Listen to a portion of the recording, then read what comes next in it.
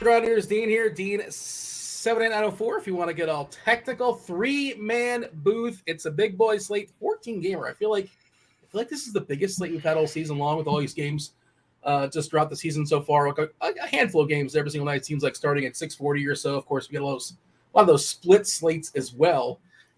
Just one early game. Everybody's playing, but I think Atlanta's playing Detroit earlier. We're going to ignore that game. But 14 games, not messing around, 3-man booth. 2-hour conversation, nonstop, taking y'all straight up to the Mlb Dfs lock tonight. I believe it's Kirkwood and SDL Cards, as well as Chief Meteorologist Kevin Roth. We always need him, but we especially need him today because we're looking at an orange currently in Chicago. Very, very dicey. I will go ahead and drop this in chat for the people. I think this was this TJ? Was this updated? I feel like this was like an orange, maybe orange yellow earlier. It's getting worse, I believe. As far as the game in Wrigley. And what's interesting is it had some good wins potentially, but actually does go. So there's some possible offenses to consider here. But as of right now, dicey is a way to describe this game here in Chicago. Welcome to the show, TJ. TJ, returning champion, right? You were here yesterday. You're back. You're the returning champ. Welcome. You won the right to come back, and you won the home version of this game as well. Hope that's in the mail. It'll get there in Saskatoon in about 6 months, give or take. What's up, TJ? How's Tuesday treating you? Tuesday's treating me pretty well. I went for a bike ride this morning, and I'll be honest, I'm in pretty bad shape, and it's the air was smoky. It's hot outside, and so I'm feeling the repercussions right now. But other than that, doing pretty well. Ready to dive into this baseball slate. My sports betting site is giving me a bit of a hard time right now. I'm trying to put some bets in, and it's not letting me. So hopefully that gets itself sorted before slate locks here. But if not, well, I probably just saved myself some money. Who we can.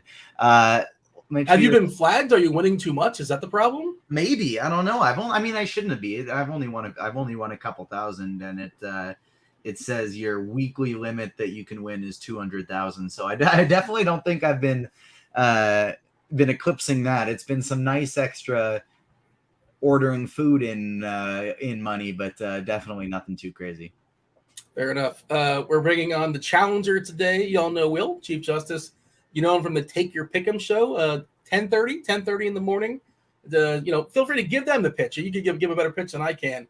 10:30, Will. Let them know about the Take Your Pick'em show. Surely some people are aware, but not everybody just yet. If you're obviously we focus here on DFS, but you're talking about props and prize picks and all that good stuff, underdog. Let them know why they should be tuning in at the early hour of 10:30 in the morning on the RotoGrinders stream. Well, first of all, it's a fun show, Dean. So that's the number one reason. Come for the fun, leave with money in your pocket. But Take Your Pick'em, 10:30 a.m. every weekday. We're talking prize picks. We're talking underdog. We're talking vivid. We're talking sleeper. We're just talking the pick'em streets in general, an alternate way to play DFS, and I'm having a ton of fun. And hopefully we get the sweep tonight and continue to keep this thing rolling. Last month was a pretty good month, a little bit behind this month, but that is okay. We will continue to crank out the winners. And so if you're up that early, which you should be, tune in. I also have special guests that come on every week. I have at least one special guest every week that comes on. Could be from another company, another site, someone from the prop shop. And hopefully more people from the prop shop can come on. They have an open invitation to come on whenever they would like. And we just try to put together winners for the people and plays that you can use in your parlays elsewhere. So thanks for giving me this space and opportunity, Dean. And I will hand it back to you, kind sir. Hey, I'll throw right back to you. You mentioned the prop shop. Just most people are probably aware, but there's probably a few. Like, well, what's the prop shop? Why do I want to hang out there? Prop Shop is a Discord channel, Chiefs Prop Shop to be exact, in the RotoGrinders Discord. And the cool thing about this is it's free. So that's the main thing. Like, this is a free resource for you to come in. There are other people in there that are great minds as well, and you get to share and dissect with them. We won't all agree all the time, but there's got to be some respect there.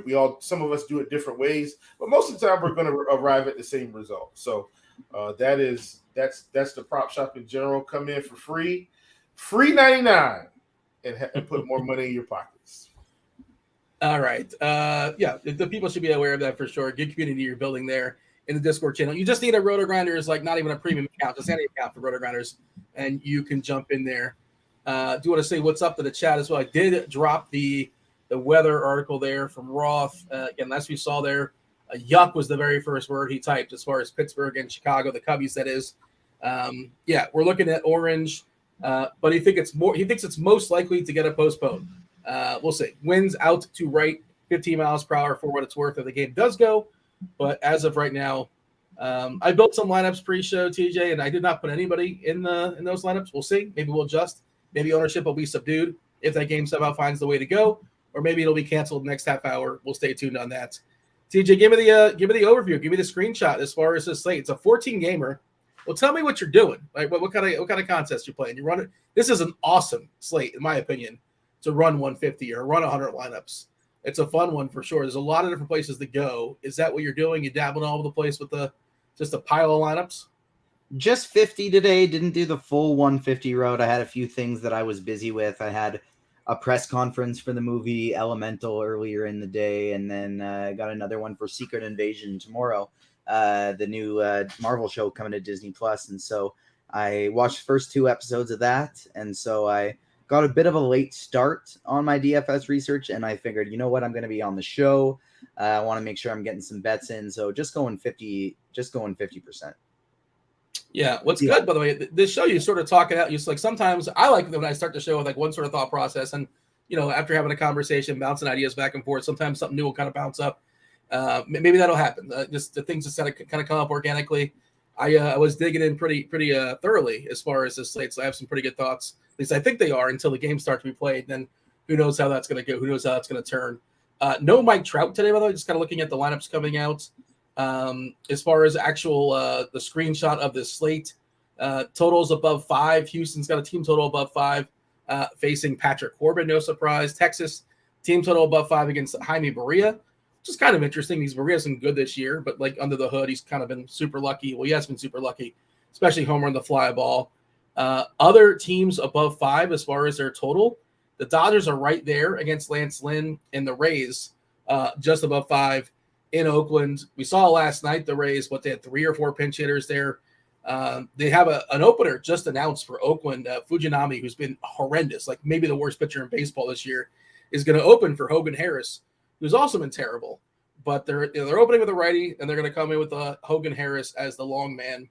Just I'm curious how Tampa's going to react as far as their starting lineup. But yeah, that'll be interesting. Of course, that's not going to drop for a while because that is a 9:40 game. Your Blue Jays just dropped today, TJ, in Baltimore. I think they're pretty interesting because they're facing a reverse splits righty, and they got a bunch of righty power, and they're on the road, so that means Vladimir Guerrero is allowed to homer. When is that going to stop? When is he going to homer at home? Just one time. It'd be nice. Springer, Bichette, Vladi, Chapman, Merrifield, Varsho, Kirk, and Jansen, and Kiermaier. So they're running out 2 catchers. I guess one of Kirk or Jansen is DHing. Jansen's back. That's nice. Is he probably the DH? Probably. I'd assume so. First game back, so I'd assume he's probably DHing on the first one. Kirk is DHing. Jansen is catching. All right. Just not a big deal. Just worth noting, I suppose. Give me the screenshot, TJ. What are you looking at? Because the pitching there's a ton of good pitchers. I don't think there's any perfect spots, but I think there's a lot of good ways to go. I think there's a good opportunity cost as well as far as pitchers. So for me, I have a very clearly defined, like, this guy I'm going to play, this guy I'm not going to play. There's not a lot of gray area for me when it comes to pitchers. You're either in the pool or you're out of the pool, and that's that. I'm curious how you feel. Yeah, very similar for me today. I feel like it's mostly a pay up day, or at least just to the mid range as up for your SP2s if you're not double paying up. I think, like, earlier in the day, I was thinking, like, I think I'm going to have a real big pitching pool today. But looking at it, it's really not that large. And so only playing 50 lineups today. I'm going to try and keep a bit tighter of a pool than I usually do. Pick 4 or 5 stacks to be my favorite, and then pick let's see, how many pitchers do I have in the pool right now? 1, 2, 3, 4, maybe 5, 9? 6, 7, 8, 9. Good call. Nailed it. Yeah. I did rankings today, and I was desperate to find 8 or 9. I was like, who's it going to be? And then after that, I was like, there's really nobody else I want. We'll have that conversation. Myself and we'll play the feud. We'll play the feud and we'll guess who's in your pool. We'll have fun with that for sure. The chat wants me to give a eulogy for the Heat. Should I give a eulogy for the Heat? I mean, look, they play with borrowed money. Like they should have been knocked out 2 rounds ago, and good for them. For the Heat culture is real, but it can only do so much. Like Jokic is the greatest player in the world. Jamal Murray is spectacular as well. That they are lucky to steal a game. They were just clearly outclassed. That's that. Eventually, it turned midnight. They were the worst shooting team in the league in the regular season, and all of a sudden they're shooting 45% against Milwaukee. Small sample size, good for them. And also, Giannis Antetokounmpo, he's pretty good at basketball. He missed a couple games, and same thing with Boston. They were playing well above their level. And Spoelstra is the best coach in the world, but there's only so much you can do with the parts that they had. I just thought it was weird with the Tyler Hero thing. Like they announced him available and still give him 0 minutes. Like, what's the point of that? Was there a chance he actually could play? I didn't see anything as far as interviews afterwards. But yeah, props to Miami. Nobody should be dunking on them or clowning them. Like they completely overachieved, and good for them. But yeah, Will, do you care? You have any thoughts as far as the basketball? Any thoughts as far as today's slates? Interesting slate. A lot of pitching, a lot of hitting. And, as far as Miami is concerned, hey, lost to a better team. There's always next year or not. I don't know if there's next year for Miami. We'll see. I mean, Lillard supposedly, but we'll see. Yeah. But this team ain't getting there next year. I'll tell you that. Like this, if this is the team, it's not getting there. But yeah. How about this slate, Will? A lot of pitching, a lot of hitting. Interesting slate. Do you want to expand on that, or that's it? Why are you rationing out your words? So, folks, Dean isn't used to these short answers, so he's very confused. Honestly, I thought we were about to dive in, so I was just trying to cut it short so that we could actually discuss the plays. But I mean, if we want to just talk about the slate a little bit more in depth, generally, which I don't know how we're going to do in depth and generally, but let's see how we can pull this off. I think, of course, we got that weather game. I'm not even really worried about that. I just think they're good spots for good offenses. So, like, to me, Toronto's in a good spot. You've got so also you've got some pitching duels, right, where we're going to see Burns and Lopez face off against each other. You're going to see a throwback pitching duel that really won't be a pitching duel today, which is the Mets facing the Yankees, Scherzer and Severino. And Severino, who was an ace but is no longer. So he's now a pumpkin.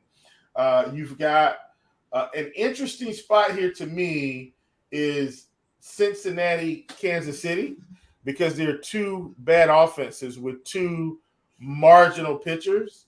And so sometimes in these games where it's a little warm, you just see some interesting fireworks.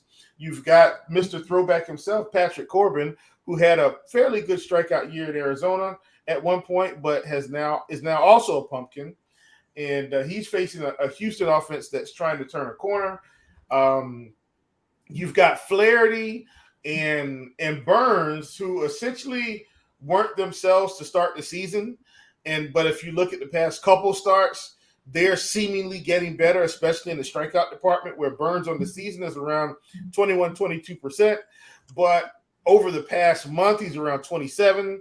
And then you've got Flaherty, who I think over the season has been around 21-22, but over the past month, he's around 25-26% in the K rate department. And so the K rates, the strikeouts have definitely been piling up. For those 2 pitchers, you've got a spot at the end of the night where the Dodgers get to face Lance Lynn, who is just giving up hits galore. And so that's going to be a spot to talk about in the attack. And so there you have it. I have generally talked about the slate unspecifically just for Dean. And then I guess we will get more specific as we continue to dial in. And as our good friend is Shannon Lambert, look at this. He said Jordan Lyles is 0-10 with a 6.84 ERA. Wow. How has Kansas City not sent him down? Who in the world are they going to bring up is the question, Shannon. And also, we need him to stay here. We want to be able to beat up on Jordan Lyles. And also, if he could not get 5 strikeouts tonight, my pockets would thank him. So there's that as well. Hint, hint. I'm on the Jordan Lyles under or less than 4 strikeouts today. Dean, I will unspecifically hand this back over to you, or maybe TJ. I don't know. I wasn't specific. We have plenty of time to dig into specifics because we're here for the next 58 minutes till we yield to crunch time. So lots of time to knock out the questions from chat as well. Do subscribe and turn on those notifications. We appreciate all that. So you know when we go live, you essentially know we're gonna be live anytime there's a show going down. Anytime there's a show going down, of course we're gonna be live. But anytime there's a slate going down, obviously you can get those notifications turned on in case you forget. But yeah, crunch time coming in a little bit less than an hour or so. You hit on a couple things that I like, Will. We'll dig into it more. I'm not a big game stack guy. Like, but if it happens organically, so be it. 2 of the worst pitchers pitching today, throwing baseballs today: Brandon Williamson, Jordan Lyles. Brandon Williamson this season. I wrote this up in the survey today. I'm not sure if you took a peek at it, but 5.64 xFIP for Williamson, 5.37 Sierra, over 2 homers per 9, 48% fly balls. Lyles on the other side, 5.48 xFIP, 5.19 Sierra, 2.2 homers per 9, and almost 53% fly balls. So just hoping for homer to fly ball, rate to be on my side. Hopefully variances against those pitchers. Both those bullpens work pretty hard the last couple of days as well. That's one of my favorite games on the slates at Kansas City and Cincinnati until obviously the rosters get a little rough, especially in the back end. But the front is pretty interesting. And we're going to play the game. We're going to play the feud with TJ. You said you have 8 pitchers or 9 pitchers in your pool? 9. All right. So let's knock out a couple of the easy ones. Before we get into it, I'll say we are only 6 likes away from our very first Spidey bomb. So keep smashing that like button. We should be able to get lots of them today. I got 7 players that I'm currently trying to put bets in if this site will ever work. And so in parlays of 2 all the way through 7 with these players. And so hopefully that gets in so I can make these go. But I'm ready on the Spidey bombs today. Let's see. We do have over 50 likes already here. And so for our very first one, we're going back to the well on somebody who let us down yesterday, but the odds are just simply too good. We talked about like in Cincinnati and plus 800 TJ Friedel. Going back to the well, Spidey bomb number 1 is TJ Friedel. And you have again that TJ bias. You can't help yourself. Spidey can't help himself for whatever TJ, reason. How many more likes do we need for Spidey number 2? We need 35 more. We need to get these likes up. Dean, you want excitement? This is excitement. Pump these likes up. Let's go. I just want to avoid a copyright infringement. I turned it off in time. I don't know what is it, 4 or 5, 6 seconds? I don't know what the cutoff is. I don't officially know, but Joe Budden, shout out. Did you say 85 is the number, TJ? Is that what you said? 50 plus 35 is my UCF math correct? 85 is never. We were at 65 at the time, and so we need 35, Dean. 35. Jeez, UCF math coming in terrible right now. Yeah, well, in 4 years of Spanish, I'm still figuring out okay, wait, 80, 90. All right. So, hey, you said you have some picks that you unleashed this morning, Will. Do you have any sort of gimmick? I don't know if you have a name for it, like Spidey Bombs. Do you have any sort of character that's going to assist you? Do you just want to tell the people when TJ is giving out a Spidey Bomb, you can also tell them your favorite player props today? Well, one of my favorites is Corbin Burns. He's 7 on the Pick'em site, so you're going to have to take more than 7 strikeouts. On the books, he's at 6.5 some places and 7.5 some places. So you're going to have to make a decision. I think on Fanduel, he was still at 6.5 at around minus 154. I'm still okay with that though in this spot. But I do think on the books the odds were shifting on Flaherty. I think we went from maybe around minus 112 to minus 122 on the over. But I'm still on the over for Flaherty. So if you can get those Flaherty over 5.5 on the books is definitely one of my favorites facing a pretty high strikeout team in San Francisco today. So, once again, it's power in the lineup. Flaherty still has a walk problem, but the K's have come up. I think there are enough strikeouts in that lineup for him to go to work. The strikeouts in that Minnesota lineup are outrageous. You mentioned Burns. I like Burns a good bit too, and unless it's changed, I was looking at 3 or 4% ownership on Burns on Fanduel, which I just love. I understand why we're getting there. Like, he's more expensive than Hunter Brown. He's more expensive than Pablo Lopez. He's more expensive than Max Scherzer. I get all that. But 4%. So let me clear something up for Eric real quick. So Eric says, I like the Giants. They rake over right-handed pitching. So that can also be true. Two things can also be true. So they have a lot of power and they have a lot of strikeouts. So Flaherty could very easily give up 4 runs and have 6 or 7 strikeouts today. And so I don't really care that he's going to give up runs. I'm not going to play him in DFS for what it's worth, but I don't care that he gives up 4 runs. I care that he gets the strikeouts. And so I think both can be true in this particular scenario. Eric also says Burns sucks, stack the Twins. And so I'm assuming Eric is drunk today and probably on a bender of some sort, because the Twins suck a little bit more than Burns right now. So I don't think I'm going to agree with you on that one. But feel free to stack the Twins as much as you like. Also, I don't care. I need him to get the strikeouts, which they're going to have as well. Eric says he is sober. Congrats. Thank you, Eric. I'm glad. And welcome. Eric's a good friend of the show, has been around a long time. So thanks a bunch, man, for hanging out with us. Dean, back over to you. Let's talk some pitchers. Yeah, so the plate IQ, I was looking at Minnesota, and this Minnesota lineup, we're getting Joey Gallo back, which is great to see. I know he's got tremendous power, and he's a threat to bang out a homer. But when you're shooting for upside, Burns has a chance to strike out like 12 today. And that's not like completely outrageous. That's not total hyperbole. This lineup, we're looking at almost 30% striking out versus the average pitcher, versus the average right-hander this season. The most contact-heavy hitter in this Minnesota lineup is Kirilov at 22.5%. Everybody else is higher than that, and plenty in the 30s.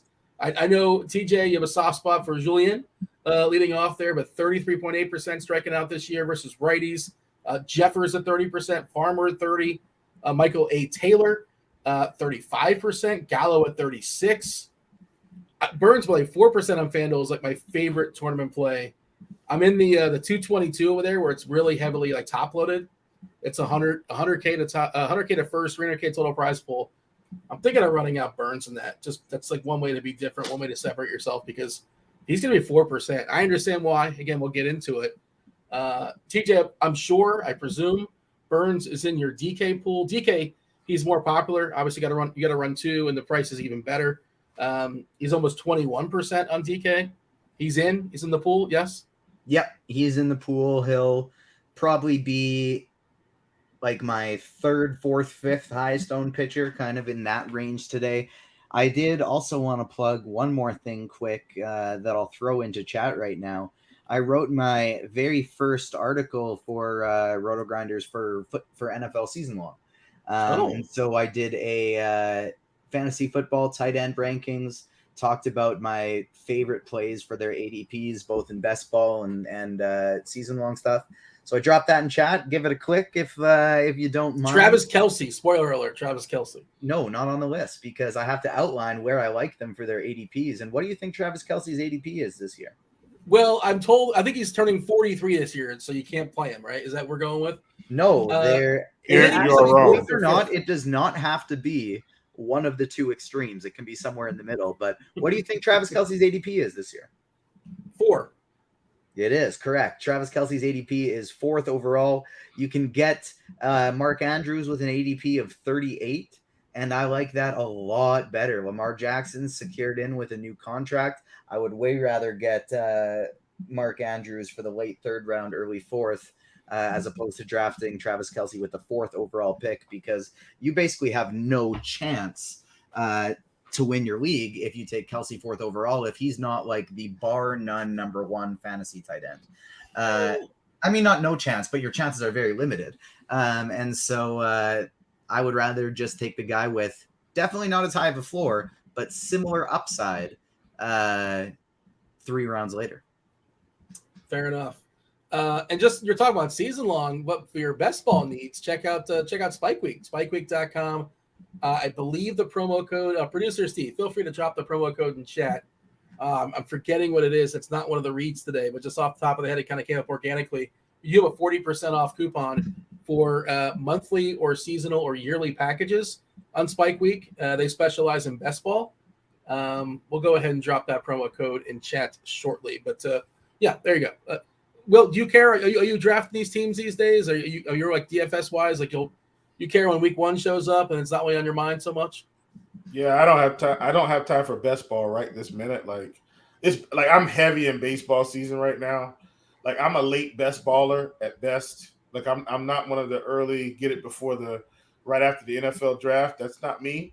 But that's why our good friend Eric Beinfor, that's why he takes care of it. He is that guy. He's going to get you ready.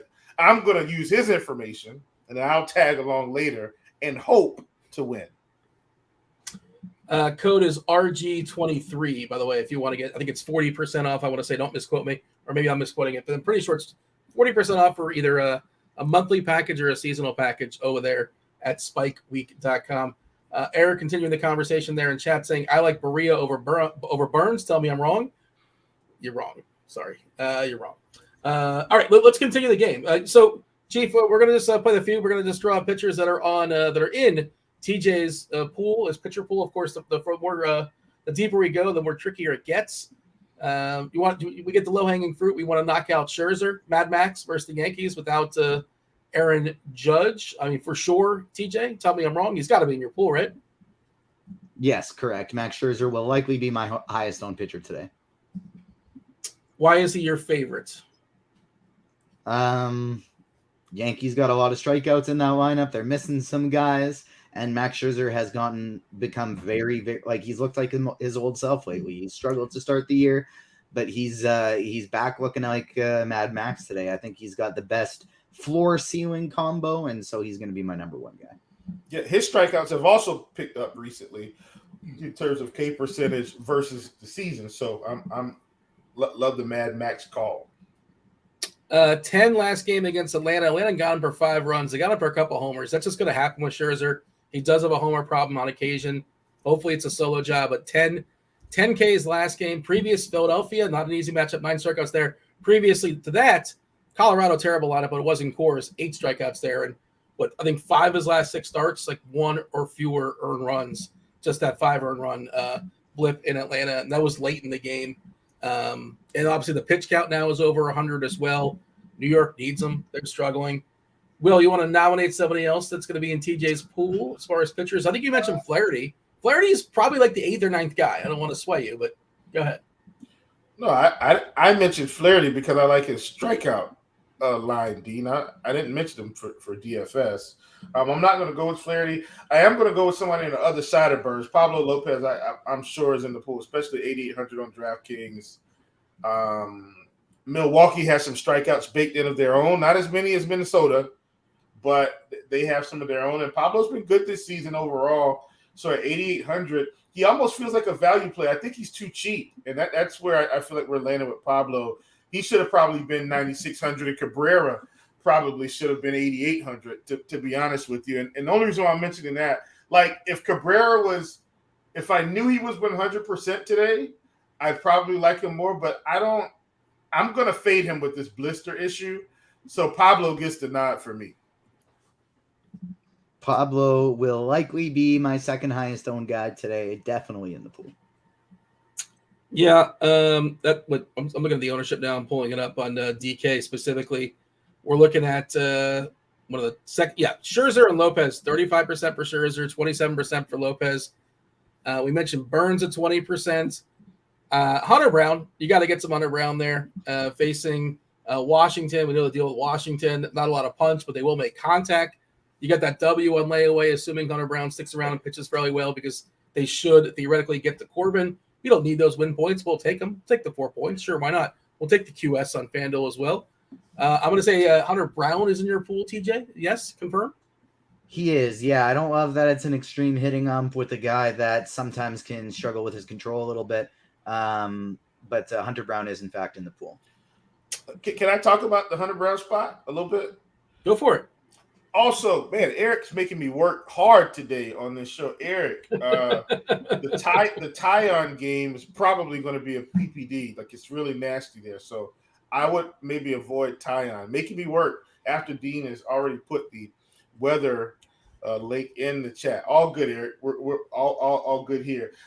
So I like Hunter Brown. I don't love Hunter Brown. I think I'm the same with TJ. But one of my other concerns is, as bad as Washington is, I don't know if his strikeout upside is all the way there today. Like, they don't strike out a ton. They just don't score a lot of runs. So I did take his strikeout line in like one card, but all in all, I think he's got the stuff. But this is going to end up being, I think, a tougher matchup than what it looks like on paper. So I'm not as high on Hunter Brown today. Like, I'm contemplating full fade on Hunter Brown, even though I know his upside. I personally have him 4th in my rankings. I got him behind Scherzer, Lopez, and Burns. And he's also the most expensive amongst those 4, but for the reasons you guys kind of laid out, Hunter Brown's perfectly fine. I don't think I'm getting there in my top shelf lineups. I might get there. Yeah, I make a couple extra just for funsies, and maybe I'll throw Hunter Brown in there. Wheeler, kind of the same case. Zach Wheeler, good pitcher. Are we opening the roof again in Arizona? We did that yesterday, and a lot of runs happened. And it's hot. It's hot in Arizona. I presume it's still in the 90s. So hot. Do we know if that roof's going to be open today? Any confirmation? We checked the Arizona Twitter accounts. I assume it's going to be open once again. We'll see. But for that reason, yeah, that's what I'd be doing every time I open the Arizona roof. I'd be playing that park's song. name? Playing it over the loudspeakers. What's the park's name? What is Arizona called? Shannon says roof is closed in the desert. Chase? I think it's called Chase Field. Yep, you're correct. But he says it's closed. I just saw Minute Maid Park is closed. Yeah, it's not. Is it still called Minute Maid Park in Houston? I think it's called something else, isn't it? Or am I wrong? I could be wrong. Doesn't matter. But yeah, they closed the park there in Houston as well. Okay, Wheeler's fine. It's just that I think the other guys line up better. He's probably in your pool, TJ, but to a lesser extent. You have some Wheeler? No Zach Wheeler today. Okay. Wheeler to me is in the same boat as Hunter Brown. They're like, it's kind of like similar spots. Like, they have upside, but I think the teams they're facing are going to limit them some, not completely. If I had to go with one, it would definitely be Hunter Brown. Like, Washington is definitely not as good as Arizona today. Why zero Wheeler, TJ? Same reason Chief just said. It's a tough matchup, and we got to cut the line somewhere. Like, I don't know if I've played a pitcher against Arizona yet this year, and I don't really plan on starting. He's grabbing 8% for what it's worth. Kind of the cutoff. The guy just above him is George Kirby. George Kirby facing the Marlins. The Marlins not a very imposing lineup, but they can be scrappy at times. George Kirby on the season. I want to check his walk rate because isn't it something ridiculously goofy, isn't it? Yeah, his walk rate is 2%, which is spectacular. Obviously, his K rate is not elite. It's 20%, which is okay. Not the worst. But, that walk rate. All matchups aren't created equal. And he's facing Miami today. How do you feel about the matchup versus Miami? I think it's a good matchup for him. I'm not as high on Kirby because of the strikeout stuff, but I'm saying, like, his 20% K rate is worth a little bit more today facing Miami. Like, and so full disclosure, like, Miami has a Reyes and they have Gurriel and they have Segura. Like, they have a couple bats that just, you're not going to get them hardly ever. But I mean, the rest of that lineup against righties, I mean, it's 25 to 30% on most of them. Do we have a Marlins official lineup just yet? I don't think we do. Unless I missed it. Yeah, we just have a projected lineup. We did get an Arizona lineup a couple minutes ago. Smith, Gurriel, Carroll, Walker, Rivera, McCarthy, Rojas, Kelly, who came back yesterday, and Perdomo in the 9-hole. Perdomo is my guy. That's like my favorite 9-hole hitter this year. Why do you need a favorite 9-hole hitter? Because, like, they're all kind of terrible. Michael Harris is mine, probably, if I had to pick one. Why is Perdomo your guy? Indeed, all 9-hole hitters aren't terrible. Okay, so that's a myth. So it's generally true. There's a reason why they're hitting ninth. Just stop it, okay? But he's hit pretty well this season. Like, he's not gonna hit a bunch of home runs, but like, he'll turn the lineup over. So he's kind of been my favorite guy. I played a lot of Arizona this season, so that's why. I'm trying to find the other potential 9-hole hitters. Oh, I don't mind Blanco on Kansas City today, who has we talked about him yesterday. He's still 2K on DK. He had 47 stolen bases in the minor leagues this year, 47 in 49 games, and he did get on base. He did steal the base, and he slid right past it, and he flew right off the base, and he was out. But he had the base stolen. Maybe tonight, if he gets on, he will actually stay on the base, and he'll get an official stolen base. And I do like Kansas City, and that's like a cheap piece if you need it. Ideally, though, I try to avoid 9-hole hitters. You don't have to play them, but every once in a while, like Michael A. Taylor is a guy that can bang out a homer or two. We saw Joey Weimer a couple days ago hit a couple homers out of the 9-hole. Probably not doing it against Pablo Lopez, but yeah, there you go. There's your 9. Volpe is dropped down to the 9-hole hitter there for the Yankees, but I don't really want to pick on Mad Max per se. Although he probably gives up a homer. He probably gives up a homer to somebody. All right, who are we missing here? We have to have a few more players in your pool, TJ. Oh, is Kirby's in there, right? You didn't confirm or deny. Kirby's in like a pinch? You got a pinch of Kirby? Kirby's in the pool. Yeah, absolutely. Anything to expand as far as Kirby? I mean, I feel like you guys kind of nailed it on that one. Nothing really to add to it. He's got amazing control, and he plays Miami. Is Eric just trolling us now in chat? I do appreciate the interaction. I like when it's an interactive show, but he's asking about Hogan Harris, which sounds like a fun name. Let's say, I want to roster a dude named Hogan Harris, but then you don't. When you start seeing him pitching and throwing baseballs, not starting for what it's worth. Fujinami is going to draw the start there for Oakland, and he's been certifiably terrible. Both those guys have been bad. And he's asking about Cutter Crawford, and then another spectacular baseball name, especially for a pitcher, Cutter Crawford. But he's not going to throw a lot of baseballs. Projected to throw just 70 pitches tonight. So I don't know why you'd throw him. And then Jalen Beeks is also expected not to go particularly deep. 31 pitches is his current projection. So just cross those guys out. Are we getting trolled here by Eric? Has he drank a lot? When has Eric ever made a comment that wasn't a troll? I don't know. He said he was sober though, but this is I wouldn't say these are sober takes per se, but hey, maybe he watches Blender and Blender inspired him. You can play whoever you want. How many more pitchers do we have to name here, TJ, as far as your pool? Well, you got Kirby, Burns, Scherzer, Brown, and Lopez. So you're missing 4. Okay. So Musgrove's in there. Yes. You got a little bit of Flaherty. I do, just the pinch. A little bit of pinch of Flaherty. I don't know. Last two are the toughest. Well, okay, so let me ask you this: Are you thinking that the Cubs game plays or doesn't play? Because it's not the worst idea in the world to play Tyon because he's crazy cheap and he's a guy that can theoretically throw 100 baseballs. He's not been good, and the weather, if they do play, looks like it's going to favor hitting. But I'm curious, when you made your lineups, did you just kind of cross that game out or what? He was a last-second consideration for me. He was like going to be the 10th guy, and then because of that weather, I just decided to X him out. Okay, so feel free to jump in. Cobb or Cabrera, maybe those guys. If you have a pinch here and there, you're not playing. I would go. So here's the thing: I would go Cabrera because it's Seattle and they're going to strike out. I'm just not playing Cabrera because of the blister issue. And I don't want him to get pulled and that I'm stuck after him pitching 4 innings. He could very well have 6 strikeouts in 4 innings. Though, like Seattle's going to strike out today if he's okay.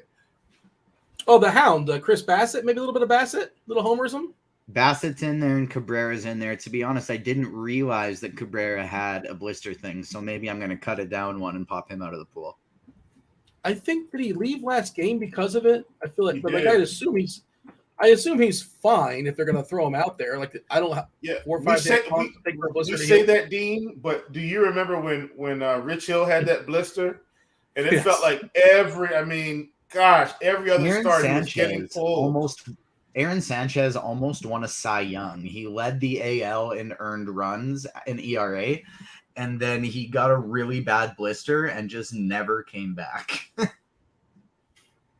Yeah. Well, I mean, yeah, there's outliers to everything. I hear what you're saying, but I guess what my thought is, if I like Cabrera enough to play him, I would not play him because he had a blister 6 days ago. That's kind of my thought on it.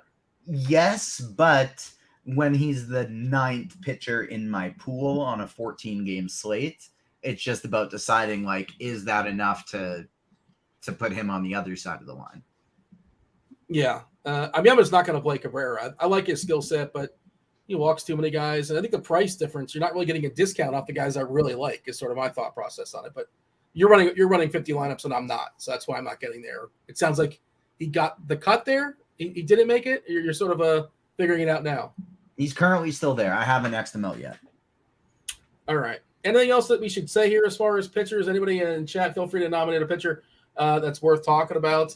Michael's suggesting Hogan Harris is just cheap enough to kind of make sense. I don't really want to pick on Tampa with Hogan Harris. Does anybody want to make a pitch for Hogan Harris? The best endorsement you can say about him, I suppose, is that he's cheap, right? His walk rate is almost as high as his K rate. His K rate's 18.8%. His walk rate is over 14%. We're dealing with obviously small samples here, just 15 innings of Hogan Harris. The ERA is above 6. Hasn't really given money homers. Like the ground ball's been pretty good at 50%, but I don't know. I'm not in on Hogan Harris. I just feel like I can make it work without him. And again, I'm not making a ton of lineups. Is this somebody you consider, TJ, or not so much? No, definitely not. That was one of the first guys I X'd out today. Mr. Richard wants to know about Alex Cobb, TJ. What's your thoughts on Cobb? I guess he did not make the cut? No, he did not. But how many likes are we at here?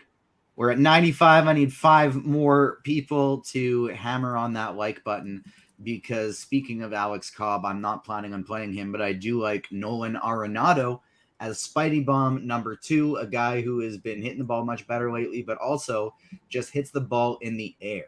And so that's the biggest thing I'm looking for against Cobb, a guy that strikes out gets ground balls 65% of the time. Yeah. I need somebody who hits it in the air, and Nolan Arenado is that guy. So he is Spidey Bomb number 2 plus 520 on Fanduel. Yeah, I don't like picking on Cobb for the reason you kind of laid out, but the odds are pretty good. Like as far as that's what you're betting. You're betting the number, and that's I don't mind that at what, plus 520, you said? Yeah. Bybee is also throwing baseballs. The rookie's been pretty good, mostly good this season. Will, you have a thought as far as Tanner Bybee? I don't think he's making my pool. It's too good. Maybe on another night, different slate, sure, but he falls under not necessary for me.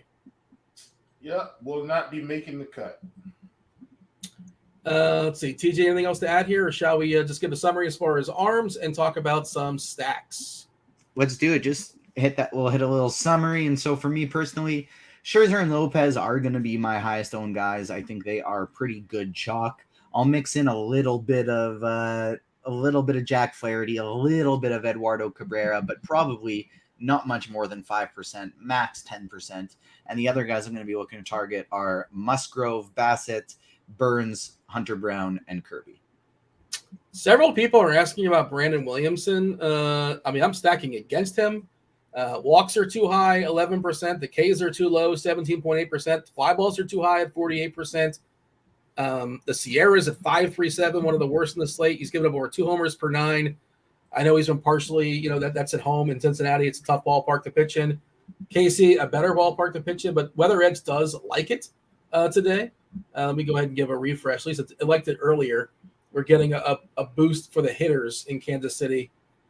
Let's see. Give it a little scroll here. Yeah, 166. Dean, you said we're getting a boost? Yeah. Wow. For the hitters in Kansas City. Yes. Sounds like we need to be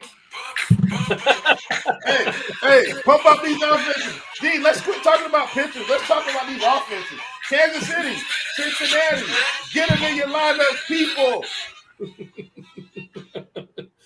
You know what I'm saying? If you want to win a DFS, get them in there. You don't have to hedge, just use Weather Edge. Oh, boy. There it is. Sell that one to Roth. Yes.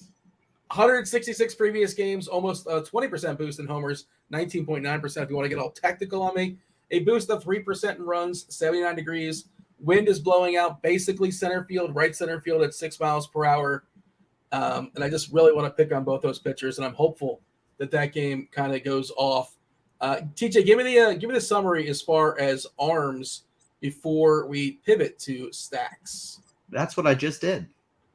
Oh, I'm sorry. I apologize. I apologize.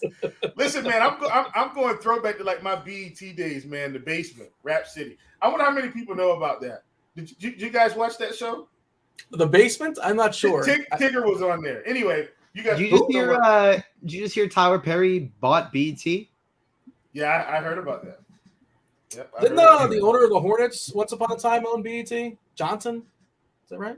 Doesn't Michael Jordan own the Hornets? No, but I think they would. I don't know if Jordan was a full owner. The guy who owned majority BET. owner. Majority owner. Yeah. Okay. So Tyler Perry owns what now? BET. Oh, there you go. Shout out to Tyler Perry. He seems like a great dude. I don't. I watched one of those, part of a Medea movie, and it's just, I don't know, man. It felt like an Ernest movie or something. It did not. Is that, you got to be a child? Is that for the adults as well?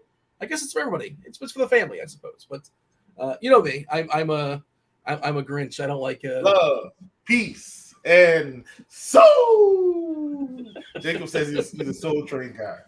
All right, hey guys, plays. You're gonna get me caught up in my music gene. Plays. All right, let me take control of the show. TJ, what's your favorite stack on the day? And we're gonna start with our ranking system. 1, you hate them. 5, you love them. Let's give out your favorite stack. Let's go with Cincinnati. So Cincinnati is up there among my favorite stacks on the slate. They're probably going to be my second or third highest owned team today, and I'm going to give them a 4 today. I love the matchup. I love a large portion of the order.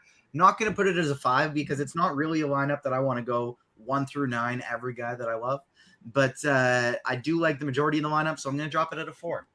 Dean, we're going to kick it over to you. We're doing a flip-flop hosting now. We talked about Soul Train. I'm now hosting this DFS train. Dean, we're going to go with Houston. I think if you look at the rankings from RG, this is probably going to be one of the top stacks of the day. We're going 1 through 5. Dean, Houston, tell the people what they want to hear.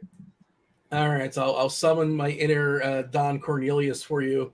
It's weird. I was doing my rankings earlier today with stacks. I had a hard time. I really had a hard time. I think it's really, really congested. I ended up with, if we pull up the consensus value rankings myself, Kirkwood, STL Cards is going to be on in about 25 minutes or so. It's kind of jumbled, and 3 of the teams that I nominated are kind of off the board, which is a little bit strange. But I've been pumping up the Cincinnati KC game all show long, and they're not getting a ton of love in the consensus rankings. The Dodgers are my number 1, but again, 1 through 6 is really, really close. Lance Lynn has scuffled this year, especially versus lefties. I don't know if I'm getting to the Dodgers on my main stack. It's probably not going to be them. I like Houston a good bit. I want to pick on Patrick Corbin. Obviously, the absence of Jordan, as that lineup suffers a good bit, but it also is really cheap. Corbin's also not as terrible as we want him to be. I know we want him to be completely horrific and giving up a ton of homers, but on the season, he's like, I rank all the pitchers. I have them all in a column, and he's giving up the 12th most homers per 9, which is not horrendous. It's not like he's not been great. Also, he's a lefty, and the Crawford boxes are lurking out there down the left field line. So I do like Altuve is one of the best players on the slate. If you're playing cash games, you probably want to get yourself some Jose Altuve. Depending on where you're shopping, Sal Perez on Fanduel is my favorite play. Is a 3K. He's a premium spend on DK, like more of a tournament piece. The Philadelphia guys are still really, really cheap on Fanduel. Trey Turner is like forever 3K. Harper's 3.5. Schwarber's 3.5. I think those guys are too cheap on Fanduel as well. Tampa, I don't know what they're going to do. I'm just concerned because they're opening with a righty, correct? And they have a lefty coming in as their long man. And, Tampa is analytically inclined. And if the situation calls for it, they'll pinch hit for most anybody. And nothing tilts me more than my hitter getting the hook when 2 or 3 guys are on and they go to the bullpen. They're not pitching those top 4, though. Diaz, Franco, Ramirez, those guys aren't coming out.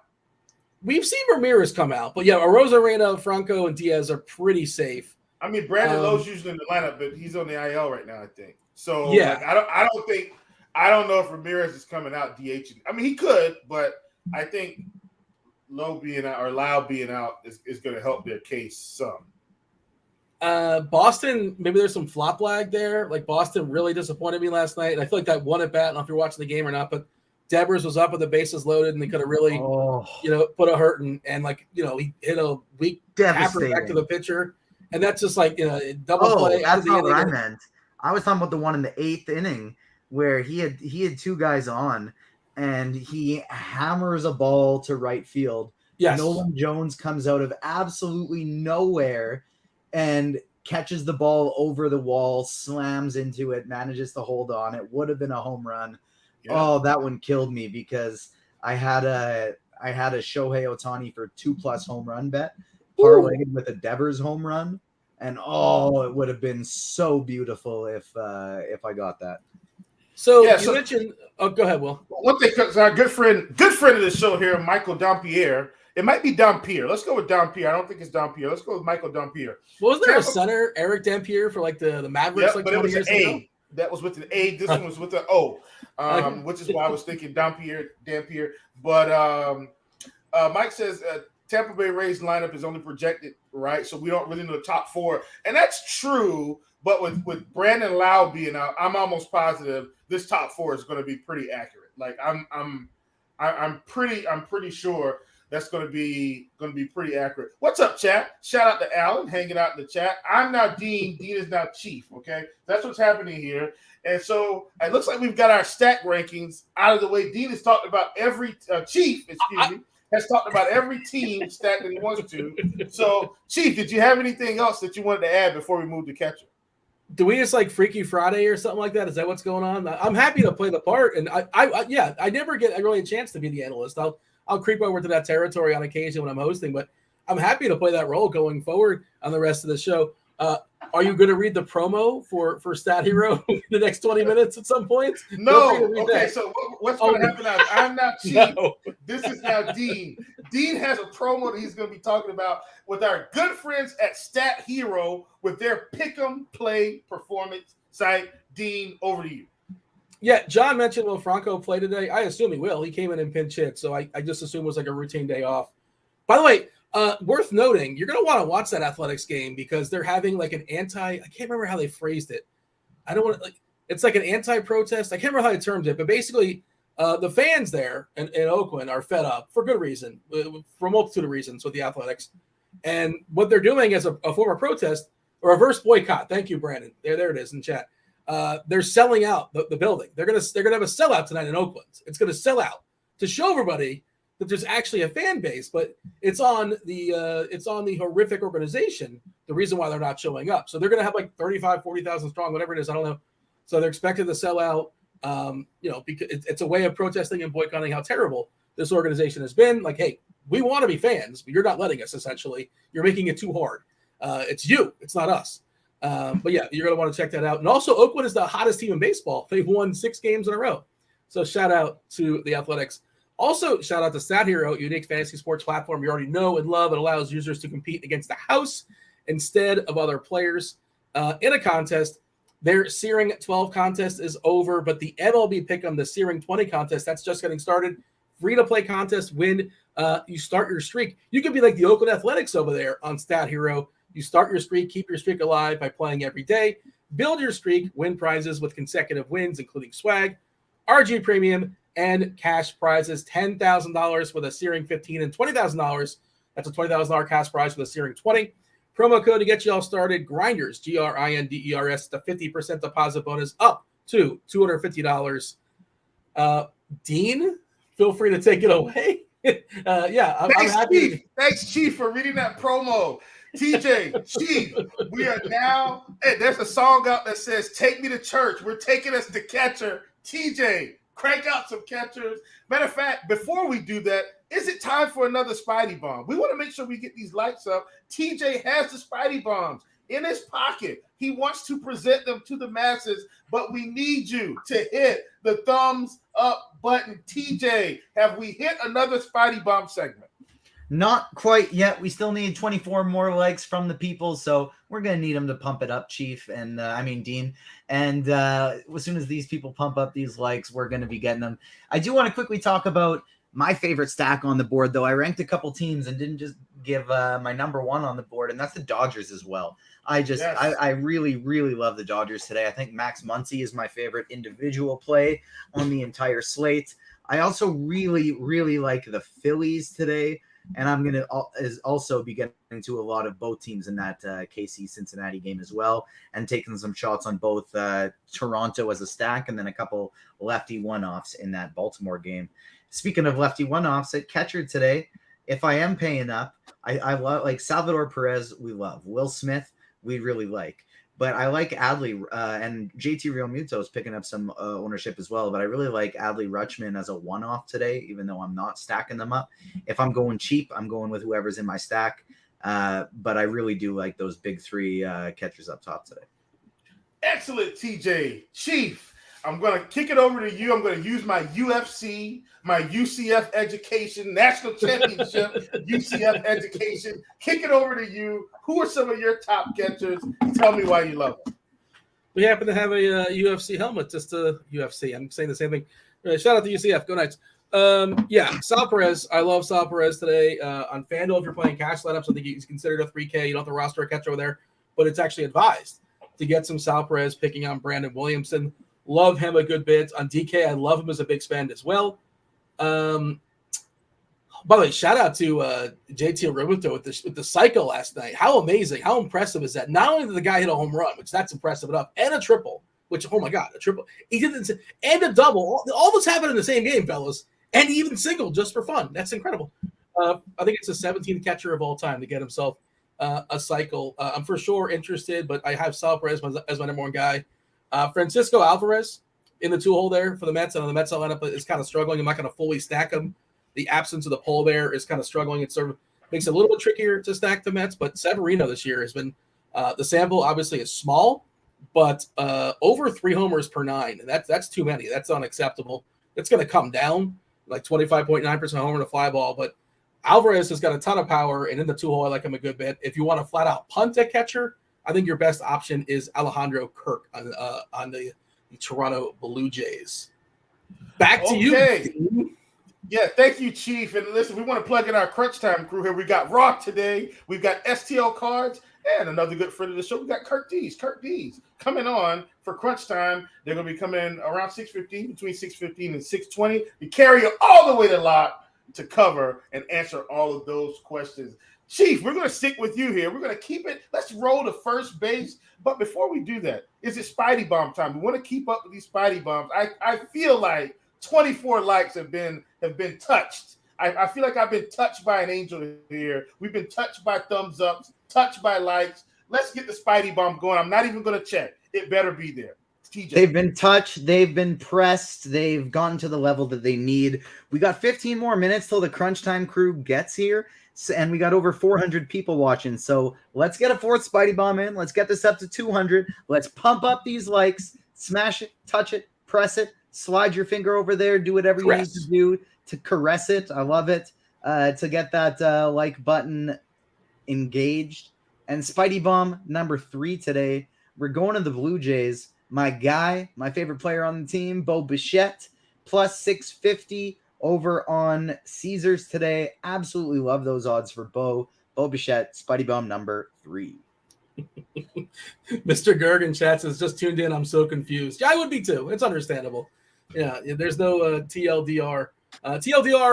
Me and Chief Freaky Friday. There you go. Yes. What was that movie when that 2 guys like peed in a pool and made Freaky Friday sequel? I am Dean Chiefelson.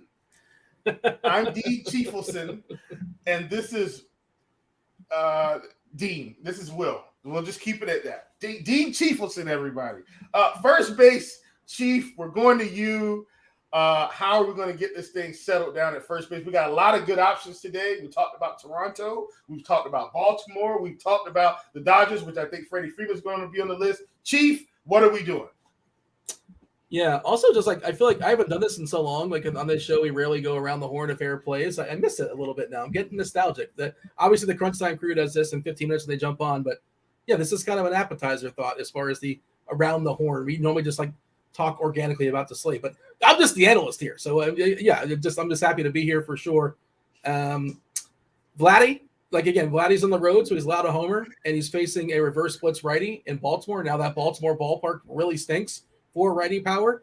They Aaron Judge proved that as much as possible. It's better for lefty power. but I do like the Toronto power righties. I like the Toronto stack. Prices are much more appealing on FanDuel collectively. Chapman's like 3-1, too cheap, and Vladdy, specific to first base, is like 3-5 or 3-6. He might be 3-4. If you have all the money in the world, Freddie Freeman is a spectacular. We do live in the world of a salary cap. I'm not sure if I can get there, but I love him as a big spend. I know somebody mentioned Muncy before. Lefties against Lynn look spectacular. I like Ohtani, but the absence of Trout really Muncy's not in the lineup. No Muncy? Betts, Freeman, Smith, Hayward, Martinez, Peralta, Vargas, Outman, Taylor. No Muncy. Huh. Okay. Interesting. That just like literally the second you brought up his name came out. Yeah. Your lineups are now Muncy in the middle of nowhere. Yeah. Betts. So Freeman still stands. Freeman's still a really, really strong play. What are you guys doing with Ohtani? Like, he had 2 homers yesterday. Good for him. He's spectacular. But the absence of Trout, Trout stole his first stolen base the entire season last year on the last day of basketball, and now he's resting today. I guess he ran too fast. I don't know what happened. Needs a day off. It just kills that stack for the Angels. Doesn't kill it, but Ward's fine, Drury's fine, Rendon. Once upon a time he smashed lefties. I don't have a lot of confidence there. I'm like Rengifo and Moniak and Wallach and Neto is just all nonsense. Anybody have like an Angels take? They've kind of fallen down the ranks for me. I'm not going to say you can't play Ohtani as a one-off, but just overall, they just kind of get pushed down for me. I actually kind of feel like they might have got pushed up for me just because it's tough to get both Trout and Ohtani anyways. And so now you don't really have to choose. And all of a sudden we have some of these cheaper guys in better lineup spots that they would usually be in. So even though the upside of the team isn't as high, I actually think I like the stack better than I did before because it's easier to do. Like on DraftKings, you got a $3,500 Ward, $3,700 Renfroe. Well, now you can play both of them, and you can play Ohtani over at first base. You can play Brandon Drury batting third today at second base, and you got a really cheap Rendon batting cleanup as well. So I actually think I like this stack a little bit more now. All right, fair enough. Yeah, that sounds good, TJ. And Chief, I like your call there as well in terms of how you may want to handle the stacking situation. I am in on the stack for what it's worth, so I like them a ton. I think the Angels not having him is definitely opening this thing up. And I do want to say, Chief, that I did look at some of your cards that you had in the prop shop, and it looks like you've got Freddie Freeman over 1.5 bases. Looks like you had a special guest today by the name of Corey Yu from the prop shop.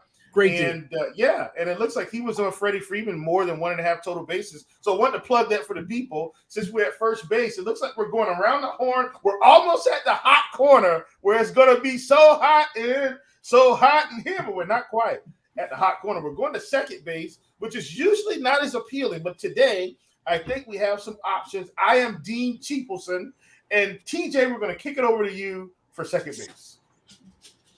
So, at second base today, there is the aforementioned Brandon Drury, who I don't mind today. But this is going to be a spot that I'm mostly playing guys in a stack. Like, it's just really not all that strong of a position today. Jose Altuve, sure, he's in a good spot. If you can pay up to Mookie Betts, great. I love paying up for Mookie Betts. My favorite individual bat is maybe Nolan Gorman. Like, I don't know if I love a full I don't like a full St. Louis stack going up against Cobb today, but Gorman and Arenado, as well as you throw in Goldschmidt or another third guy, I do like the mini stack. So I like Gorman. I like Jose Altuve, but this is mostly just going to be a stacking spot for me. I like that call. Chief, over to you. Yeah, I mean, Altuve is your guy in cash games. 4.6K on DK is a really, really good price. Leading off versus Patrick Corbin, staring at those Crawford boxes. Might lead off the game with a homer. Doesn't take much to bang one out over the Crawford boxes down the left field line. India as a spend up, I like him a good bit. I love that Cincinnati, Kansas City game. Betts is even more of a spend up if you have all the money in the world against Lynn. Semien is super, super expensive, but I like Texas as well. I like Texas every single day. 25-game hit streak just ended not too long ago. DeBone, which was a little bit cheaper, but actually, is DeBone leading off ahead of Altuve? Did I mix that up? Is it 1-2? DeBone first? Who's batting first for Houston? Actually, now I feel like I should jump. I said leading off. Okay. Well, Altuve hits the second, whatever. Second. The first time he's up, he'll bang out a homer. my issue is like everybody feels a little bit overpriced, and I was trying to figure out second base. And like TJ was saying, if I'm stacking Houston, sure. If I'm stacking Cincinnati, I know where to go. Otherwise, it's kind of a conundrum. I did flat out punt with Christian Arroyo on FanDuel just to kind of make it work because FanDuel's second base. It's really rough under 3K. It's just hard to justify anybody. Nobody really looks particularly good, but I don't like Christian Arroyo. He homered yesterday, and good for him. I'm not expecting much, but he's going to make stuff work. But that's kind of how I feel about second base. The big spends up top, and then maybe just flat out punt it down low and just, hopefully you get lucky. Brandon Donovan's cheap, but I don't really want to pick on Cobb and all his ground balls, but he is leading off. But that's the nicest thing you can say about Donovan leading off. And he's at least trying to homer. But that's what I got as far as second base, Will. All right. Thanks, Chief. It looks like we're moving to the hot corner. Oh, yeah. We're at third base. It's the hot corner. Yeah, it's hot in here. Hot corner. Chief, take it away. Oh, that's me. I'm sorry. This show is freaking awesome. We need lights. Get the lights on. This is freaking amazing. We should easily get us over 200 here for a fourth Spidey bomb. So let's get these likes up. I want us at 200 before these crunch time crew gets in here. J3 says, I feel like TJ and Blender could Freaky Friday pretty well. That would be so tough. I'd have to talk like this for the whole show. And that would hurt my throat so much. And so that sounds like Kermit a little bit. It's a mixture of Blender and Kermit. That's not bad. That's not terrible. But yeah, his voice isn't that high. That's just where I think mine's maybe a little bit. I got a high voice, so that's just that's where I went. Yeah, we did Freaky Friday. If you guys just tuning in, I guess the more update version of Freaky Friday was the Change Up. You ever see the Change Up starring Jason Bateman and one of the Ryans, maybe Ryan Reynolds? And they peed in a fountain, and somehow that inspired a change, a swap. I don't know the math and the science of that. They're making a Freaky Friday sequel with Jamie Lee Curtis and Lindsay Lohan. Oh, really? Okay. They are. All right. How many years later? That's like 25 years later or something, right? Yeah, it's a long time ago. It's a long one. Not quite that long, but yeah, it's probably like 15 years later. Another kids movie I did not see, for the record. I mean, I'm aware of the concept. I can make the reference, but I've never actually seen Freaky Friday. Like, come on. You need to watch Shrek. It's literally shameful that you've never seen Shrek. I'm not a child. All right, so third base Bregman. We have the Bregman against Corbin. Again, Crawford boxes, yada yada. For your cash games, it's loaded at third. Now we kick Muncy out. Muncy I like, but of course he's out of the pool now, not starting today. Love Chapman, especially on FanDuel where he's 3-1. Devers, some flop lag for sure. Anderson's been playing way over his head. Totally fraudulent if you peek under the hood. The Sierra is distinctly higher than his ERA has been this year. As a spend up, but life comes at you fast, man. De La Cruz is really expensive all of a sudden, especially on FanDuel where he's a full 4K, but his power speed combination against Jordan Lyles is certainly appealing. 4.7 on DK. He's got some multi-position eligibility, not just third, but available at shortstop as well. But Gunnar Henderson, dollar for dollar, is probably the best play on DK at 3.6. Picking on the Hound Bassett. He hit like a 460-foot bomb the other day. I believe it was like into the warehouses there in Baltimore. It was spectacular. He's leading off now for the third time in a row. What's that, Will? Dean? Thank you, Chief. Really big shot from Gunnar Henderson. Absolutely. Back to you, Chief. You continue with your analysis. No, I'm good. I'm fine. I think it's loaded, and this is a spot where you really you best not miss at third base. It's really, really strong. You can't really punt it off. Second base, you can punt it off and get lucky, and Altuve doesn't get there. India or Betts don't get there, but there's so many guys. A couple are going to get there at third. So I feel like I want to spend up here, or even some of the guys that have medium prices on FanDuel are really, really good. We mentioned Chapman at 3-1. I will throw it to TJ at the hot corner, third base. So obviously we got the Spidey bomb, Nolan Arenado here, who I really like today.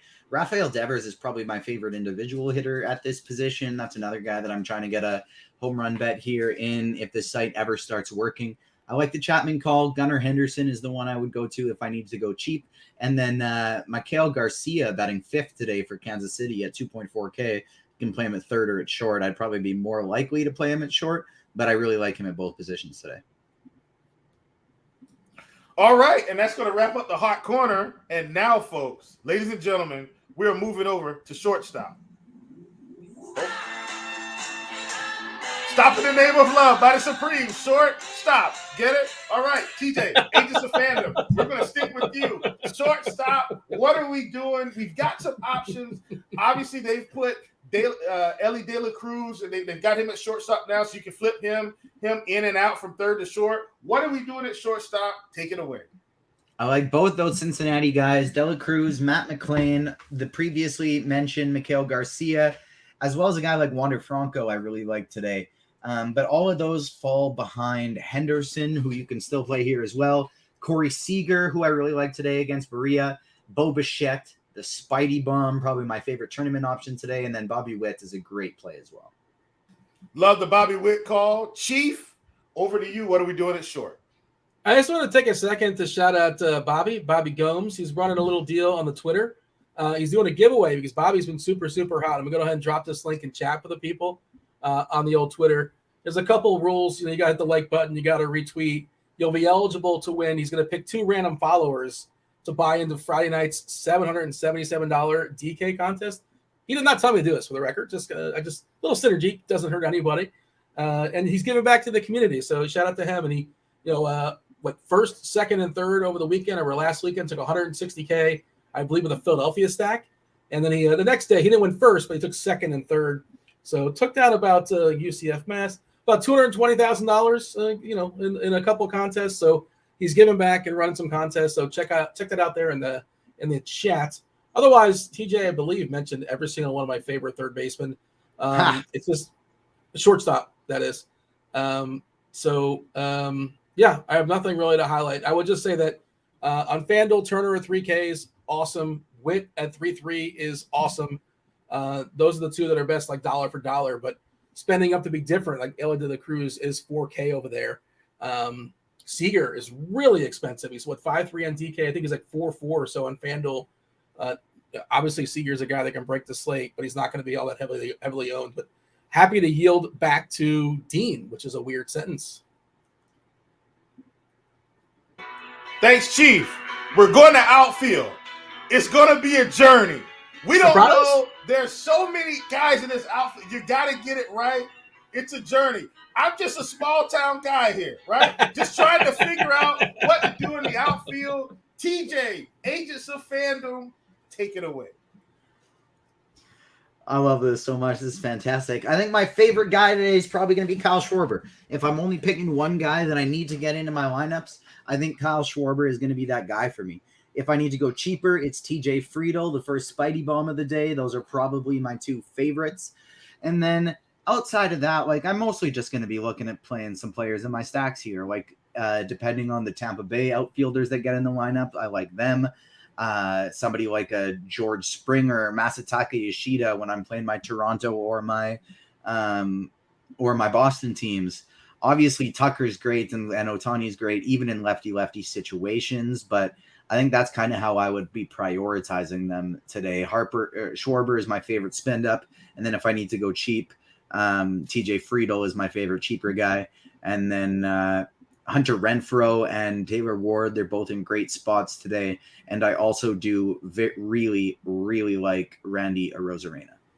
All right. That's our good friend TJ from Agents of Fandom. Make sure you check him out. Chief, over to you. What are we doing in the outfield? Then we've got a very interesting segment coming up. Then we'll get ready for our crunch time crew, and we will sign off. Chief, what are we doing in the outfield? Yeah, I don't have a lot to add there. TJ, somehow I got lost in the shuffle when I was batting second, and TJ keeps stealing all my favorite players. But you said our favorite segment, and crunch time crew is coming in shortly. I don't want to take away time from that, so I'm curious what that segment is going to be. So I'm excited about that. So just you can skip me, but by all means. So what's the next segment? So Chief has conceded today. He's going to pass on the outfield. TJ has already given out the good plays. So here's what we're going to do to try to close this show out. Let's talk a little bit of game theory. We got a large slate today, right? Large slate, ton of plays, ton of offenses, ton of pitching.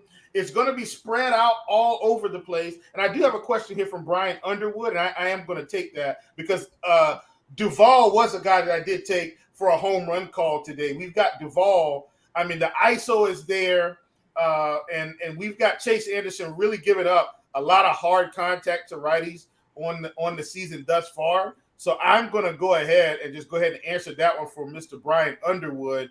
Listen, we love Duvall today, at least in my book. So let's talk a little bit of game theory. We know Bobby's been crushing out here in the streets, but let's talk large field, right? All these options. What are we going to do to get different? Are we going to use ownership as a spot to attack, right? Are we going to say, well, we'll eat some of the chalk? How are we going to get different and try to take down tournaments without sacrificing quality of our lineups? Chief, let's go to you. Let's get your perspective on this. Chief, by the way, folks, is playing in the big 222 tonight on FanDuel with 100K up top. So, Chief, we want Chief to win this thing. Chief, what are you going to do to get a little bit different? Are you going single bullet or a couple lineups? Yeah, for the record, I don't like playing in that kind of contest because it's 33% paid up top, and I like more of a flat payout. But I did win a ticket to it, so I am playing in it. I'm also playing in the 250 and the 121 on DK, which have flatter payouts. Different conversation as far as strategy, but I think my strategy is going to be on FanDuel. We're talking about. I just want to give a refresh. If Corbin Burns is still just 4%, that is my separator. I love him attacking that Minnesota lineup today. Minnesota going to get to it. Their projected lineup, their actual lineup, has struck out 30% this year against righties, which is outrageous. I think Corbin Burns can be the highest scoring pitcher on this slate. He's 20% or so on DK. It's a different story, just the way the salaries work out. But I do not stray as far as pitchers. I'll get a little bit different when it comes to hitting. And I'm not a big game stack guy, but the one lineup I made before the show is I game stacked Kansas City and Cincinnati, and I have two of my favorite pitchers, and they're good pitchers. It's not hard to do. So that's what I'm doing. And it's a 14 gamer, right? Right. Ownership's not that much of a thing, especially when it comes to hitting. Okay, that sounds good. We've got Showboat King. I think he's a little bit confused. He said Dean is the big spender in the 222. Sorry, Showboat, not Dean. That's Chief. Chief is in the 222 tonight. TJ, I know you're playing probably on both sites. I know you've been playing a little bit more Draftkings as well. And I know you've been taking down some tournaments here and there. So what's kind of your strategy tonight? Just from a theory perspective, how are you going to be just different enough than the field to try to take down first place? So my bold take today is that you don't need to think about game theory today. It's a 14-game slate. And so I don't think we have to worry about that whatsoever. Ownership is basically going to be irrelevant today. Yes, Max Scherzer and Pablo Lopez on DraftKings, they're picking up some pretty decent ownership, but do we have we don't have a single player on this slate projected for more than 20% ownership. The highest owned guy that we were projecting was Max Muncy, and he's not going to be in the lineup at 16%. And so I really don't think we're going to have to worry about dupes or anything like that today. I'm just going to be looking to build my favorite lineups with my top plays, and I think the ownership is going to be taking care of itself. I like that call. Sounds like to me, our good friend of the show, Blenderhead, this is a play whoever you want type of slate. That's what it sounds come like on. to me. Give us the impression. Will, go through the motions. Dean, come on. Thank you. My name is I am Dean Chieffelson, and I am hosting the show today. Play whoever you want. That's what I want to hear. And it looks like we're swapping over. It looks like the Crunch Time crew is knocking on the door. We've got our chief meteorologist, Kevin Roth. Kevin, how's it going over there in the big state of Texas? What is going on? I am Dean Chieffelson. What's going on? What the hell happened? Was some kind of Freaky Friday situation with Dean and Chief? I don't know what's going on. It's good. Things are good here. Thanks, Dean Chieffelson. Thank you. We've got Kirkdiese in the building at STL Cards.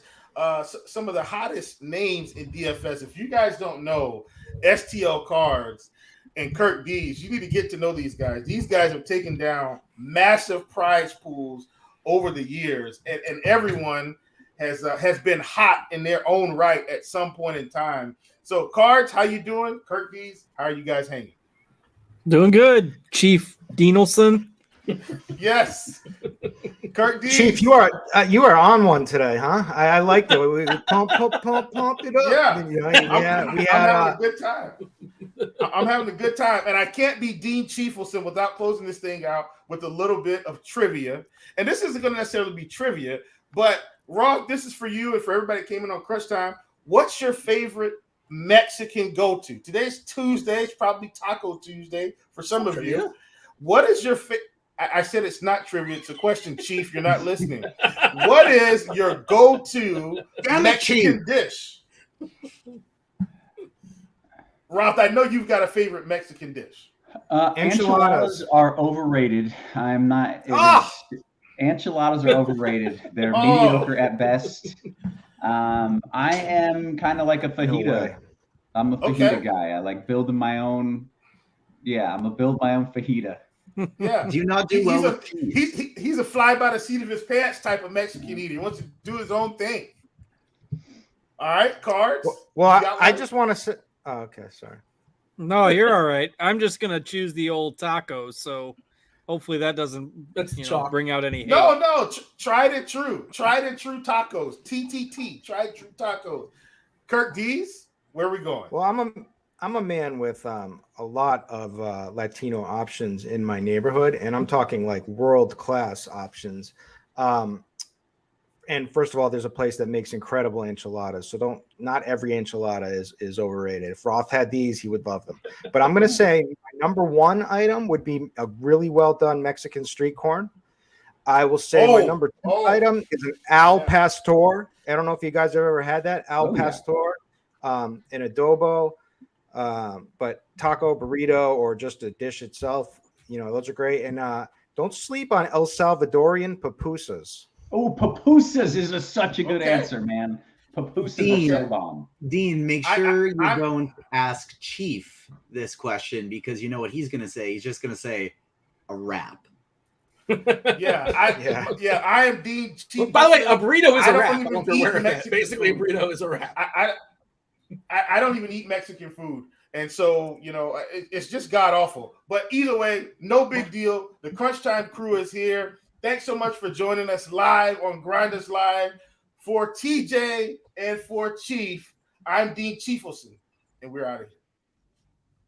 Okay, I don't know if I can follow that up. I don't know if I'm gonna have the energy to match what just happened here. But hey, welcome to. Yeah, I'm not sure what happened on that show. We're gonna need a recap. I'm gonna need a whole the cliff notes. Somebody slipped something in Chief's Gatorade today. That's all I'm gonna say. He's on one, man. All right, hey, let's jump into it. Welcome to it, ladies and gentlemen. This is Crunch Time. This show is sponsored by Fanduel. That's why it's free. That's why I'm not asking you for money. I'm asking you for a thumbs up. Hit that like button for us. Hit that subscribe as well. It's the show where we bring on two of the sharpest minds in the biz. We got Kirkdiese with us. What up, Kirk? What's going on? Happy to be here. I stress out over these Crunch Time shows because last week I made a big lineup mistake on the one that I did with my own. I forgot to update my own lineup, and because you're too busy. I'm literally just focused for the audience. You know what I mean? Yeah. It's tough to handle your own. So I'm trying to maneuver things a little bit better this week. We'll see. So how many lineups do you have today? Oh no, it's not even many lineups. It's just my main lineup on Yahoo, which has the majority of a lot of money, and then I have a tournament lineup I play on DraftKings. I normally would be in 3, but today I just whittled it down to 1. Okay, well, it's 1, so don't screw it up. I feel like you can handle that. I feel like you can do those duties. It's just if I miss a player, but yeah, I hear you. Yeah, all right. We got cards as well. STL cards. What up, bud? How are you? Yeah, not too bad. Really interesting slate. I took Cheese's role here for a couple days so he could do his little summer music camp thing. So I did the article today of feeling prepared enough here, and it's going to be it's a really deep slate tonight. Obviously, Tuesdays you get the full slate of night games. So lots going on tonight. Okay, well, I do want to get into all that, but he's doing a music camp. Is it for kids? Or is it for adults? You have to ask him when he gets back. I don't know exactly what he does it every year, and it's always these same 2 days. It's always the second Monday and Tuesday in June. So I'm always prepared to cover for Cheese when he's out. So I don't know if it's a teaching thing or a learning thing, or I feel like he's mentioned it once on the show that I've done with him, but I don't remember exactly. But it's a music camp. I always took it as a music camp. But is he teaching a camp? I think he's teaching. He's teaching. Oh, okay. He's playing his hits. He's playing the cheese hits. He's got some The big Cheese ones. Bops 2023. Yeah. Make sure you Google Dave Potts and listen to all his music. He actually is a musician, no joke, in case you guys did not know. All right, hey, let's dive into it. You mentioned it's a big old slate, so let's just kind of boom. Let's start it off. I will begin with a little weather talk. The Detroit game, I assume, is not on the slate, correct? Correct. The Detroit game is not. That's correct. Okay. It's going to be a late start. I think the game's going to be fine. The Chicago game is on the slate, and that is where I think they're probably, since they haven't postponed it yet, probably just going to have like a 2-hour late start and then play.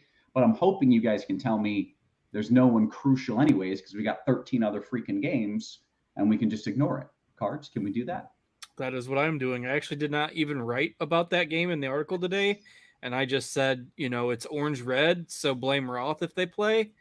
I didn't really say that, but no. Obviously I know that you took the red away since we didn't get the early PPD. But it's a game where you want bats, if anything, and even that is not. It's not necessary unless you're like trying to play the wind angle. Is it the total's down to 8.5? So I presume it's not this massive wind blowing out. Mm-hmm. And so I have largely just ignored it. Okay, good. I like hearing that. If you do want to roll the dice in a GPP, the other thing that's going to happen here is that if the game were to start on time, winds would be blowing out to right. But because this game's probably going to be delayed a couple of hours, I think the winds are more so going to be blowing across the field than it is blowing out anyways. So I don't even think it's that great of a wind spot. If you wanted to play it in a GPP, fine. Just keep in mind you get a chance here that it's going to get postponed. But I think they late start for 2 hours and play. It surprises me. This is the first game of a 3-game series, so they could very easily just play a doubleheader either of the next 2 days. So it surprises me that, and it's also supposed to be, a lot nicer the next couple of days. So it surprises me that they are waiting it out. And B, I don't know where this rain is coming from. It's certainly not moving west to east because I live in Western Illinois and we haven't seen a drop of rain in like a month, and my grass is literally brown. So I would have liked to see some rain, but it's not apparently coming west to east. It's doing this weird Canada smoke stuff. It is doing exactly that. That is well described. All right, hey, let's talk about the pitchers cards. You can lead us off. What are we doing pitcher-wise here on both our sponsor site, Fanduel, as well as on DK? It's a pretty deep slate for arms, and I don't necessarily think there's one guy that you have to have. Ownership's pretty well spread out, too. It seems like Scherzer has developed into the chalk over the course of the day, but you've got Hunter Brown against the Nationals. You've got Pablo Lopez against the Brewers. You've got George Kirby against the Marlins. You've got Corbin Burns pitching tonight as well. Zach Wheeler is pitching. So it's a pretty deep slate for top-end arms. If you look at the projections from the bat, Cardi does have Scherzer pretty fair bit ahead of the field with the Yankees kind of depleted lineup. I just think that there's so many pitching options on this slate that even I wouldn't consider him a must play, and I'd probably look to go elsewhere in tournaments for just based on ownership. And that's not to say that, you can't play Scherzer. I think he's fine. I like Pablo Lopez the best. The Brewers just got swept by Oakland over the weekend, and they're just not playing very well right now. Everyone talks about how the Brewers can't hit lefties, but they aren't very good against righties either. Lopez, in some sites still has about a 7.5 strikeout prop. He's 9,800 on FanDuel, which is cheaper than Kirby by $1,000, cheaper than Hunter Brown, cheaper than Wheeler. I believe he's 8,800 on DraftKings. So reasonable discount from the other top arms. He's my favorite play. A little bit of a better play on DraftKings where he's clearly the number one and might carry a little bit more ownership over there. But on FanDuel, I can see a case for putting Scherzer over him if you want to. I still have Lopez ahead of him. I'm not playing Kirby. He just doesn't strike enough guys out. He's a great pitcher, good real-life pitcher, but he's too expensive. If I'm going for a pivot in there, I want somebody that can get me some Ks, which is probably Wheeler at like 3% ownership. I think he's really interesting for tournaments. Cabrera, if he can control the walks, is fine. But there's just not a whole lot especially on FanDuel, where it makes sense to go cheap because, Musgrove isn't that much cheaper than Scherzer. I'm just probably not messing around with that second tier on FanDuel. On DraftKings, if you want to use Musgrove or Cabrera or Flaherty as an SP2, I think you can if you're not just sticking with the aces. But like Lopez isn't super expensive, so you could go with like a Scherzer Lopez combo, and that could work depending on how much salary you want to spend on your bats. But it's definitely a slate that's loaded at the top. One or two of these guys is going to have a big performance. And going like punting with pitching tonight probably doesn't make sense in the context of the slate. Okay, Kirkwood, what's your plan? Yeah, like Card said, this slate has tons of high-end pitching, tons of very good pitching. So Scherzer is probably going to be the most popular. I'm a little scared to say this take because every take that I had, like Dean echoed in the last show. So like that's usually a red flag for some of these. So take these with a grain of salt when Dean and I agree. But Corbin Burns, I love him tonight. So he's struggled this season, but first of all, he's facing Minnesota. Card said, you get they're the first in K percentage versus right-handed pitching. They're not a very tough lineup either. 14th in WRC plus, and it's been a lot worse, without Buxton, who's missing a key bat there. So Burns has struggled a little bit this season, but he put everything together in his last start. He went 8 innings strong. He had a 40% called strike whiff, which is like insane.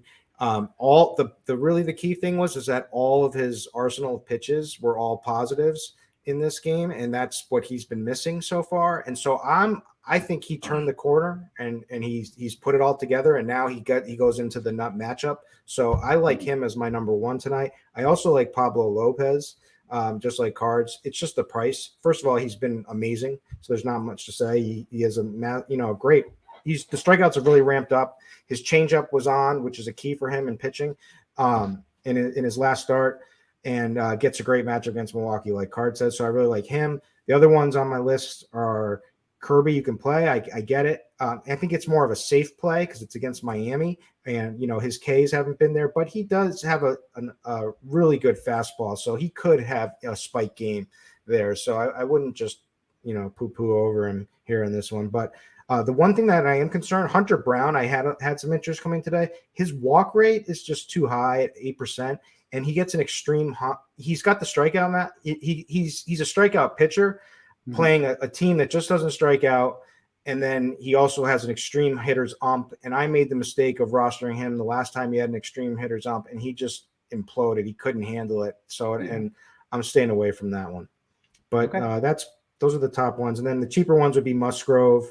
I like the wild card would be Cabrera. He's wild, and he also had a blister in his last start, but he should be fine. And then I don't know, Cards. I'm kind of interested in Flaherty today. I know the weather's pretty good for hitting in St. Louis, I believe, Roth. But tell me, am I wrong for wanting to exploit some of these strikeout matchups with Flaherty? Well, tell me how many guys he's going to walk, and then I'll let you know. He's got good stuff. He just nibbles too much, and he walks too many guys, and. If he can command the zone, he is definitely on the GPP radar tonight. It's just a matter of, whether he can go without throwing, 25 pitches an inning. And the promise he's shown it a little bit more in his recent starts, but even his last start where he's fantastic, he still walked 5 guys. So, I don't mind taking a shot on him in some tournaments tonight, but he always, as a Cardinals fan, just scares me because he just doesn't trust his stuff enough. Yeah. All right. I want to talk some stacks here. First, though, make sure you're signing up for the FanDuel Sportsbook if you're in a legal sports betting state. Take advantage of their awesome bonus offer. New customers get a no-sweat first bet up to $2,500. That's a lot of money in bonus bets. Terms and conditions do apply. So make sure you're taking advantage of that bonus money coming from FanDuel. Kirkwood, let's talk about the stacks here. We talked about there's a whole lot of games. There's a whole lot of teams. So is there nothing that's overly chalky and you just play what you like? Yeah, I think that's exactly it. I think it's play. You can have whatever you like. If I would say that in rap voice, like Ti, if Chief was on the show, but I'm going to spare you for that. But you can have whatever you like tonight. So all these offenses are in play. There's a lot of them.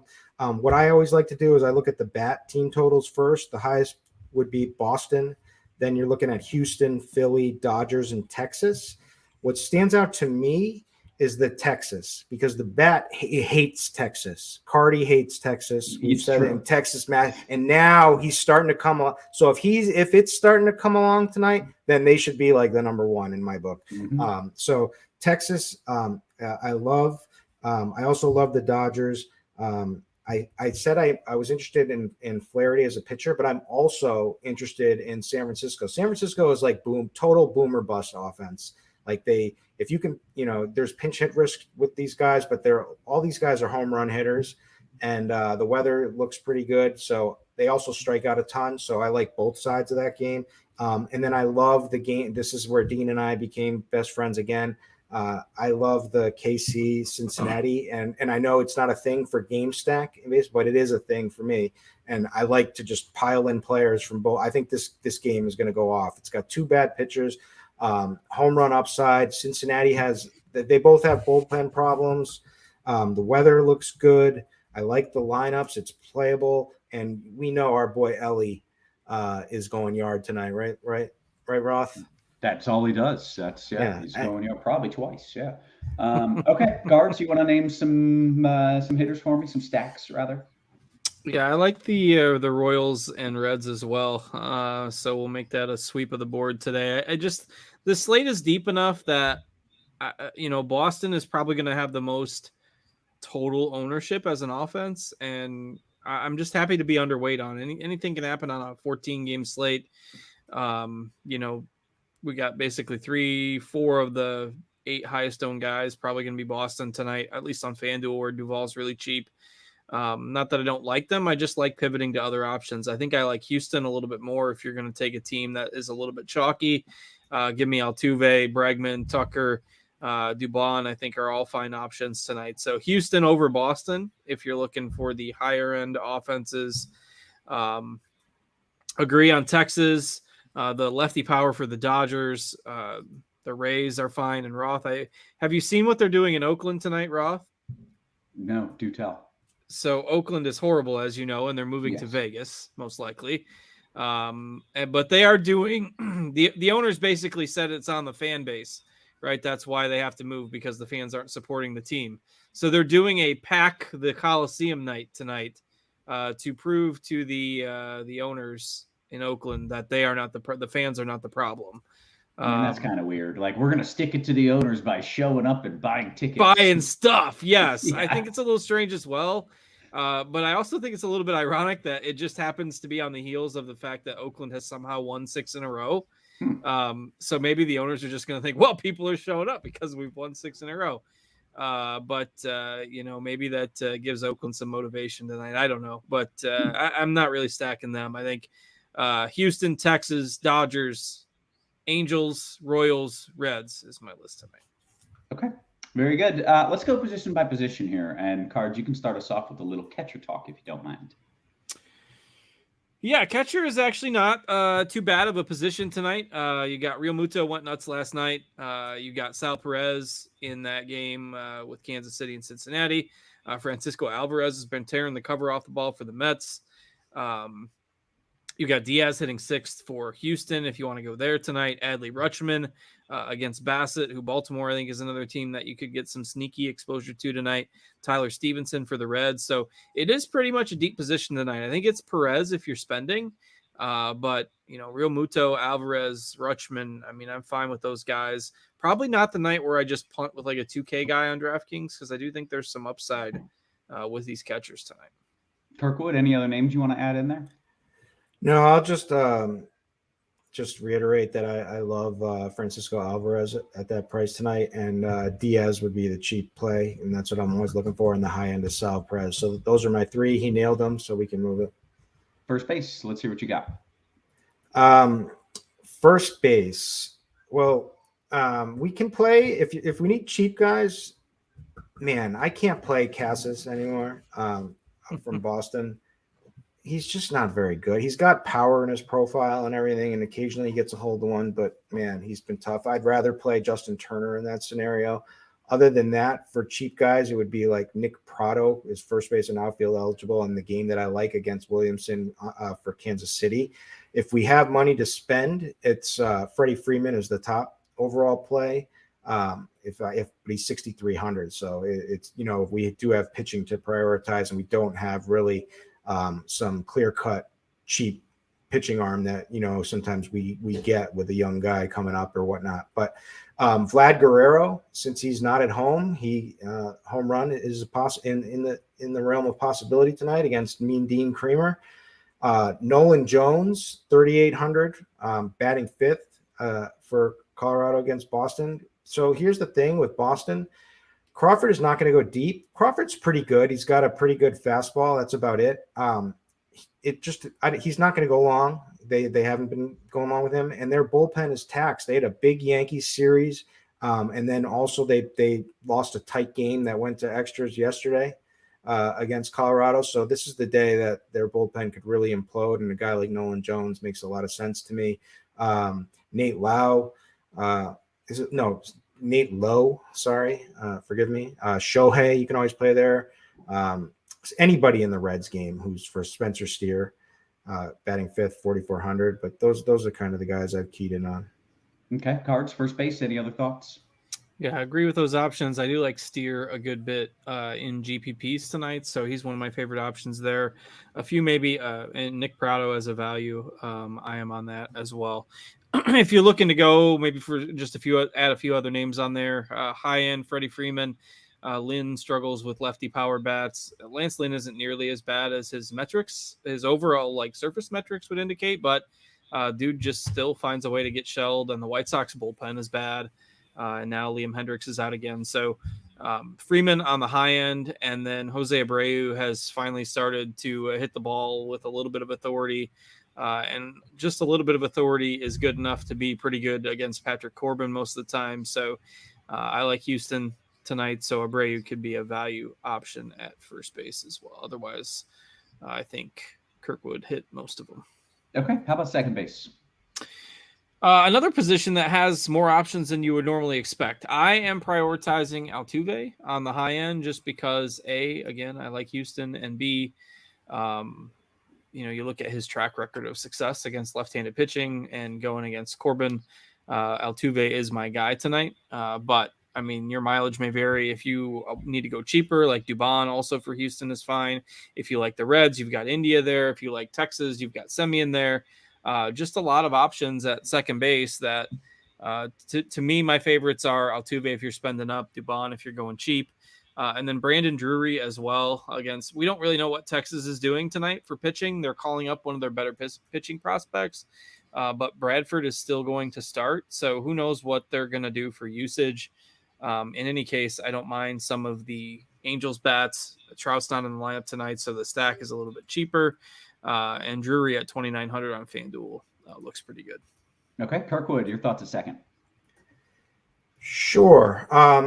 Everything is the same pretty much, but Arroyo, I wrote him to victory last night, so a little biased here, but he's a cheap punt that you can play in the Boston lineup. Boomer bust type of play. Jonathan India, I like a lot. I love that game. I like the Altuve call. I like if you can get bets in, obviously, I mean, upside through the roof in this spot. Vargas is cheap down in the seventh hole for the Dodgers at 3,400. Other than that, I do like Nolan Gorman. I like home runs. He hits home runs. I like the weather there. And Cards, unless Cards says no, unless he vetoes it right now. No, I don't mind that. Very good. All right, how about third base, Kirkwood? All right, there's a lot of good plays here tonight, so pick carefully. My favorite, Ellie De La Cruz. I mean, this dude is the real deal. There's no doubt in my mind that he is massive star unless he gets injured. Massive speed and power, massive, right? A great spot against Lyles. I expect him to just moonshot one in this game. Gunnar Henderson is leading off for the Orioles in a game that, a lot of people aren't going to want to play bats against Bassett, but I do think he'll be popular. But he's also shortstop eligible, so you can play either there on DraftKings. But Rafael Devers let people down last night. Was in some good spots. I think it was more of a Yankees hangover over the weekend, and I think they're ready to go here. This second game here, I think this one shoots out. So I like him. Bregman is too cheap for 4,600 against Patrick Corbin. If you really want to, hope that this guy isn't washed, Anthony Rendon, 3,200. I mean, this guy used to be the best play every single night against a lefty, and he's 3,200. I can play that. And Matt Chapman, he's been struggling kind of as late, but overall his numbers are great for this season. Okay, Cards, your thoughts at third? Yeah, I looked this up while Kirkwood was talking, but Ellie De La Cruz has quickly taken over the number one spot in sprint speed already on the StatCast leaderboard. So ahead of Trey Turner, ahead of Corbin Carroll, ahead of basically Stuart Ruiz, all these guys that you just consider as burners. Ellie De La Cruz already leads them all. So not to mention the mammoth power. So pretty wild to see, what he's done in such a small sample. Cards, does he sweat bags? Like, I know he's fast. And I've seen him run from first to third, like a deer. But he's actually the problem is he doesn't hit singles. It's a problem. He hits it too damn hard. Yeah. So interesting. All right. So he has, let's see. So he's played 7 major league games and has 4 steals already. So, including 3 games in a row. So his problem in the minors was a lot of Ks and not a lot of walks. And so that's really the one thing that once the video gets out, he's probably going to have to adjust to at the MLB level. Cause he even had a stretch over a period of a couple games where he was 2 for 9 with 7 Ks. So, I mean, the strikeouts are going to be a problem at times. But I mean, tonight he's facing a pitcher who's 0-10 with like a 6.80 ERA. So, Lyles is probably not going to blow it by him. Anyways, I like Ellie. We've talked about him enough already, but Gunnar Henderson, agree on that call as well. Since he's moved into the leadoff spot, he's been fantastic for Baltimore. If you're on FanDuel, Manny Machado is only $2,800, and he's kind of going to get lost in the shuffle tonight. Not that Tanner Bybee is a pitcher that I think we absolutely need to pick on, but Machado's pretty cheap on FanDuel. Bregman as well at only $3,100. Probably a spot tonight where if you're on FanDuel, you can use your utility spot and probably worth getting 2 third basemen. Okay. How about shortstop? All right. Shortstop. Again, a lot of these guys you could also play at third. So you could play Gunnar at short to help you get another third baseman in there. That I would be fine with. Wander Franco, Corey Seager. Like, these guys are going low owned tonight. Like them as GPP plays. I think Bobby Witt is probably overall my favorite of just the shortstops, but hard to argue on a night where you can get like Seager and Franco and those guys at like 4 or 5%. Okay, Kirk, shortstop. Yep. Gunnar again. Ellie De La Cruz. Bobby Witt is my guy tonight. I got a lot of him. Seager, like you said. If you need a punt, it would probably be Garcia for Kansas City. 2,400. That's also shortstop eligible, either shortstop or third, batting 5th. Gets a good lineup spot. Bo Bichette, I like. I know TJ was on that. And then that's about it. Okay. Take me to the outfield. All right. I like TJ Friedl. I think that's even his name. So, first of all, Lyles, the amount of hard contact that this guy gives up is just insane. So he's given up 53.6% hard contact to lefties, 281 ISO. I think the Reds lefties are in a prime spot. So I think Ellie is definitely going yard. But if Friedl gets the leadoff spot, he's been pretty damn good this season with a 177 ISO, 362 WOBA. And so I like him. Other than that, there are tons of plays. I guess I'll start cheap because pitching is the priority tonight. So Taylor Ward is cheap batting leadoff, 3,500.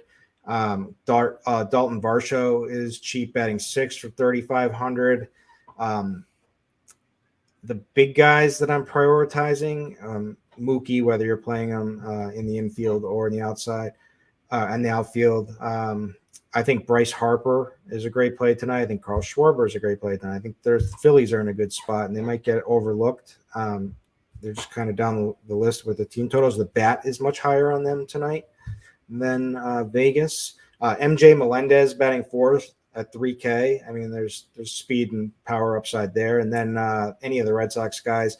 Verdugo's been so bad, but he's got to put something together. But 4,700 leading off against Anderson in that Colorado bullpen. I'm on board, and I'm also on board with Yoshida for Boston. All right, Cards, your thoughts on the outfield? Yeah, in addition to those guys, people tend to not want to play Kyle Tucker lefty on lefty, but he's got really good splits against lefties, so fine with him. Taylor Ward leading off for the Angels, I think, is a strong play. I don't have a strong take on Seattle, but Cabrera is a pitcher that does have command issues at times. So Seattle doesn't have a really high team total, but you're not going to see a whole lot of ownership at all on Teoscar and Julio tonight. Could be interesting guys in a GPP.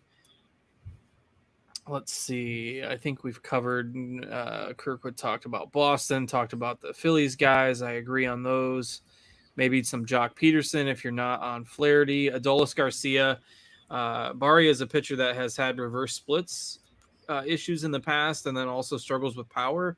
So the right-handed power bats for Texas. Josh Young, we didn't talk about, but that position's pretty deep. I think Adolis Garcia in the outfield is probably my favorite power bat from Texas tonight. So those are a few that I would add on in the outfield. I want to just make one more comment. Sorry. So I was just looking at the Dodgers lineup. You know, Jason Hayward is batting cleanup for 2,500. Now, he typically has a lot of pinch hit risk. But, you know, Lynn usually throws a lot of pitches. Like, as long as he's not absolutely getting wrecked, he's going to be in there for a long time. So 2,500 looks like a pretty good punt. I don't know what's got into him this season, but he's been showing speed and power. Very nice. All right, we need some Juggalo bombs. That's what we need. This show is in desperate need of a Juggalo bomb. And some likes. Make sure you're hitting us with that. There we go. There it is. Boogie Woogie Woo. I think that's the ICP song. I might have made that up. Kirkwood, who you got for a home run here? Steve is on one. So Ellie De La Cruz is my number one. He's probably I'm going to be like Roth, a fanboy, and I'm going to say him every single time I get a chance. And I think we'll do pretty well. I think that over time that way. Other than that, I think Devers goes yard tonight at home in Boston after a tough game yesterday. And I got to give I love that Adolis Garcia call. So I'm going to steal that from Cards and say that as well. That's allowed. All right, Cards. Give me some home run picks. You cannot use the ones that Kirkwood stole directly from you, which is messed up. But them seems unfair. Yeah, that's the rules, man. Oh, these rules need to be refined. Let's see. I do really like Adolis Garcia, so even though it doesn't officially count, we'll go with the double pick there. I'm actually looking at a few guys with our odds versus our projections, which you can find on Scores and Odds. Little plug there. But there's actually our projections have Francisco Alvarez at like plus 200 to hit a home run tonight, which seems very aggressive. But like you can find that at plus 575. So Francisco Alvarez is not the first name that came to mind for me, but he has been hitting the ball well and has been moved up in the order there for the Mets. So if you are going for maybe a little bit more of a long shot at plus 575, then Francisco Alvarez is my choice. If you are looking to go for the more likely play or somebody that's just really good at hitting home runs, I like obviously Garcia, but he's been taken, so I can just take the chalk with Ohtani tonight. Yeah. Well, I got to interrupt. I have a breaking news for a home run play. I've got the head choppers BVP algorithm suggestion that matches along with my Juggalo bomb that we're both on tonight because I just in secret chat he just hit me. It's got to be either Vlad or Schwarber. It's Vlad Guerrero with the bomb. There you go. Add it to the list. Yeah. All right. All right. We got the Kirkwood bombs. We got the Juggalo bombs. We got the Cards bombs, and we got whatever the hell the BVP nonsense bombs are. Head chopper algorithm suggestions. Yeah. There you go. It's all right. We got about 9 minutes until lock is what we got. We want to take some QQs. Make sure you're hitting that thumbs up for us. I'm jumping in the RG Discord right about now, and I'm scrolling up. Any interest in Severino cards? He's cheap and talented. Nah, I don't know about that. I mean, it's talented, yeah, but never seems to put it together. And I know the Mets are depleted, but I don't like playing that guy on a deep slate for pitching. He is 7,100 on FanDuel, but where you only get one pitcher there, it's just I could buy it as a SP2 on DraftKings, but I'm not that excited. Okay. Beaner says, Kirk, give me a cheap FanDuel GPP pitcher. Cheap, huh? So it would be Tyon, but there's weather. That's the Chicago Cubs pitcher. He would be my cheap guy that I would be going to, but it's the weather we got to worry about. So I mean, I just feel like they would have postponed it. Like I think they're going to late start and play at this point.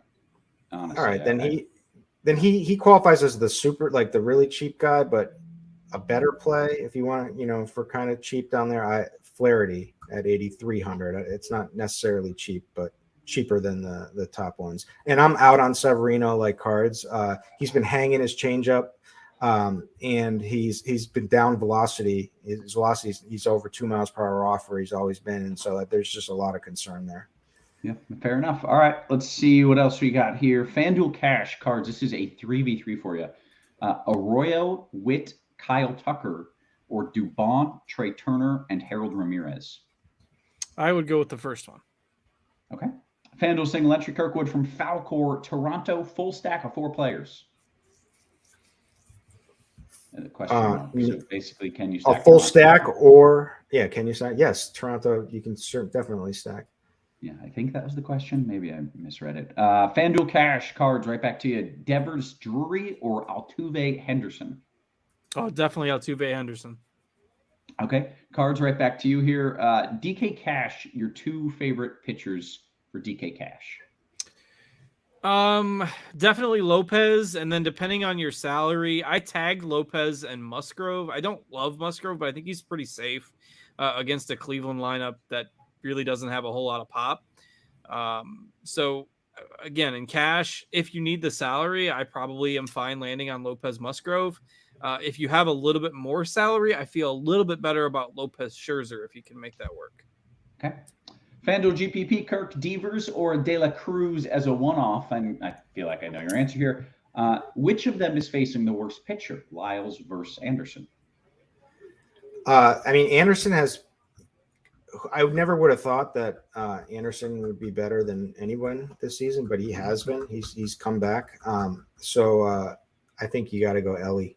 But Devers is a superior hitter, like track record, all of that. Like they're both. Those are the 2 best plays at third base tonight.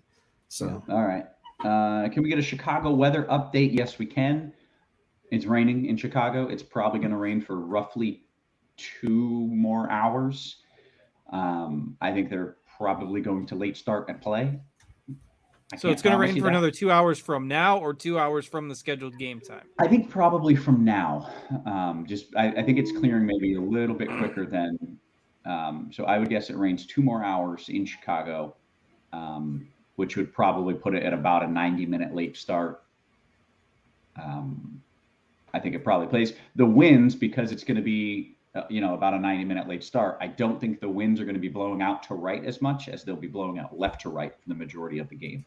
So just worth noting there if you're doing that for the wind and the bats.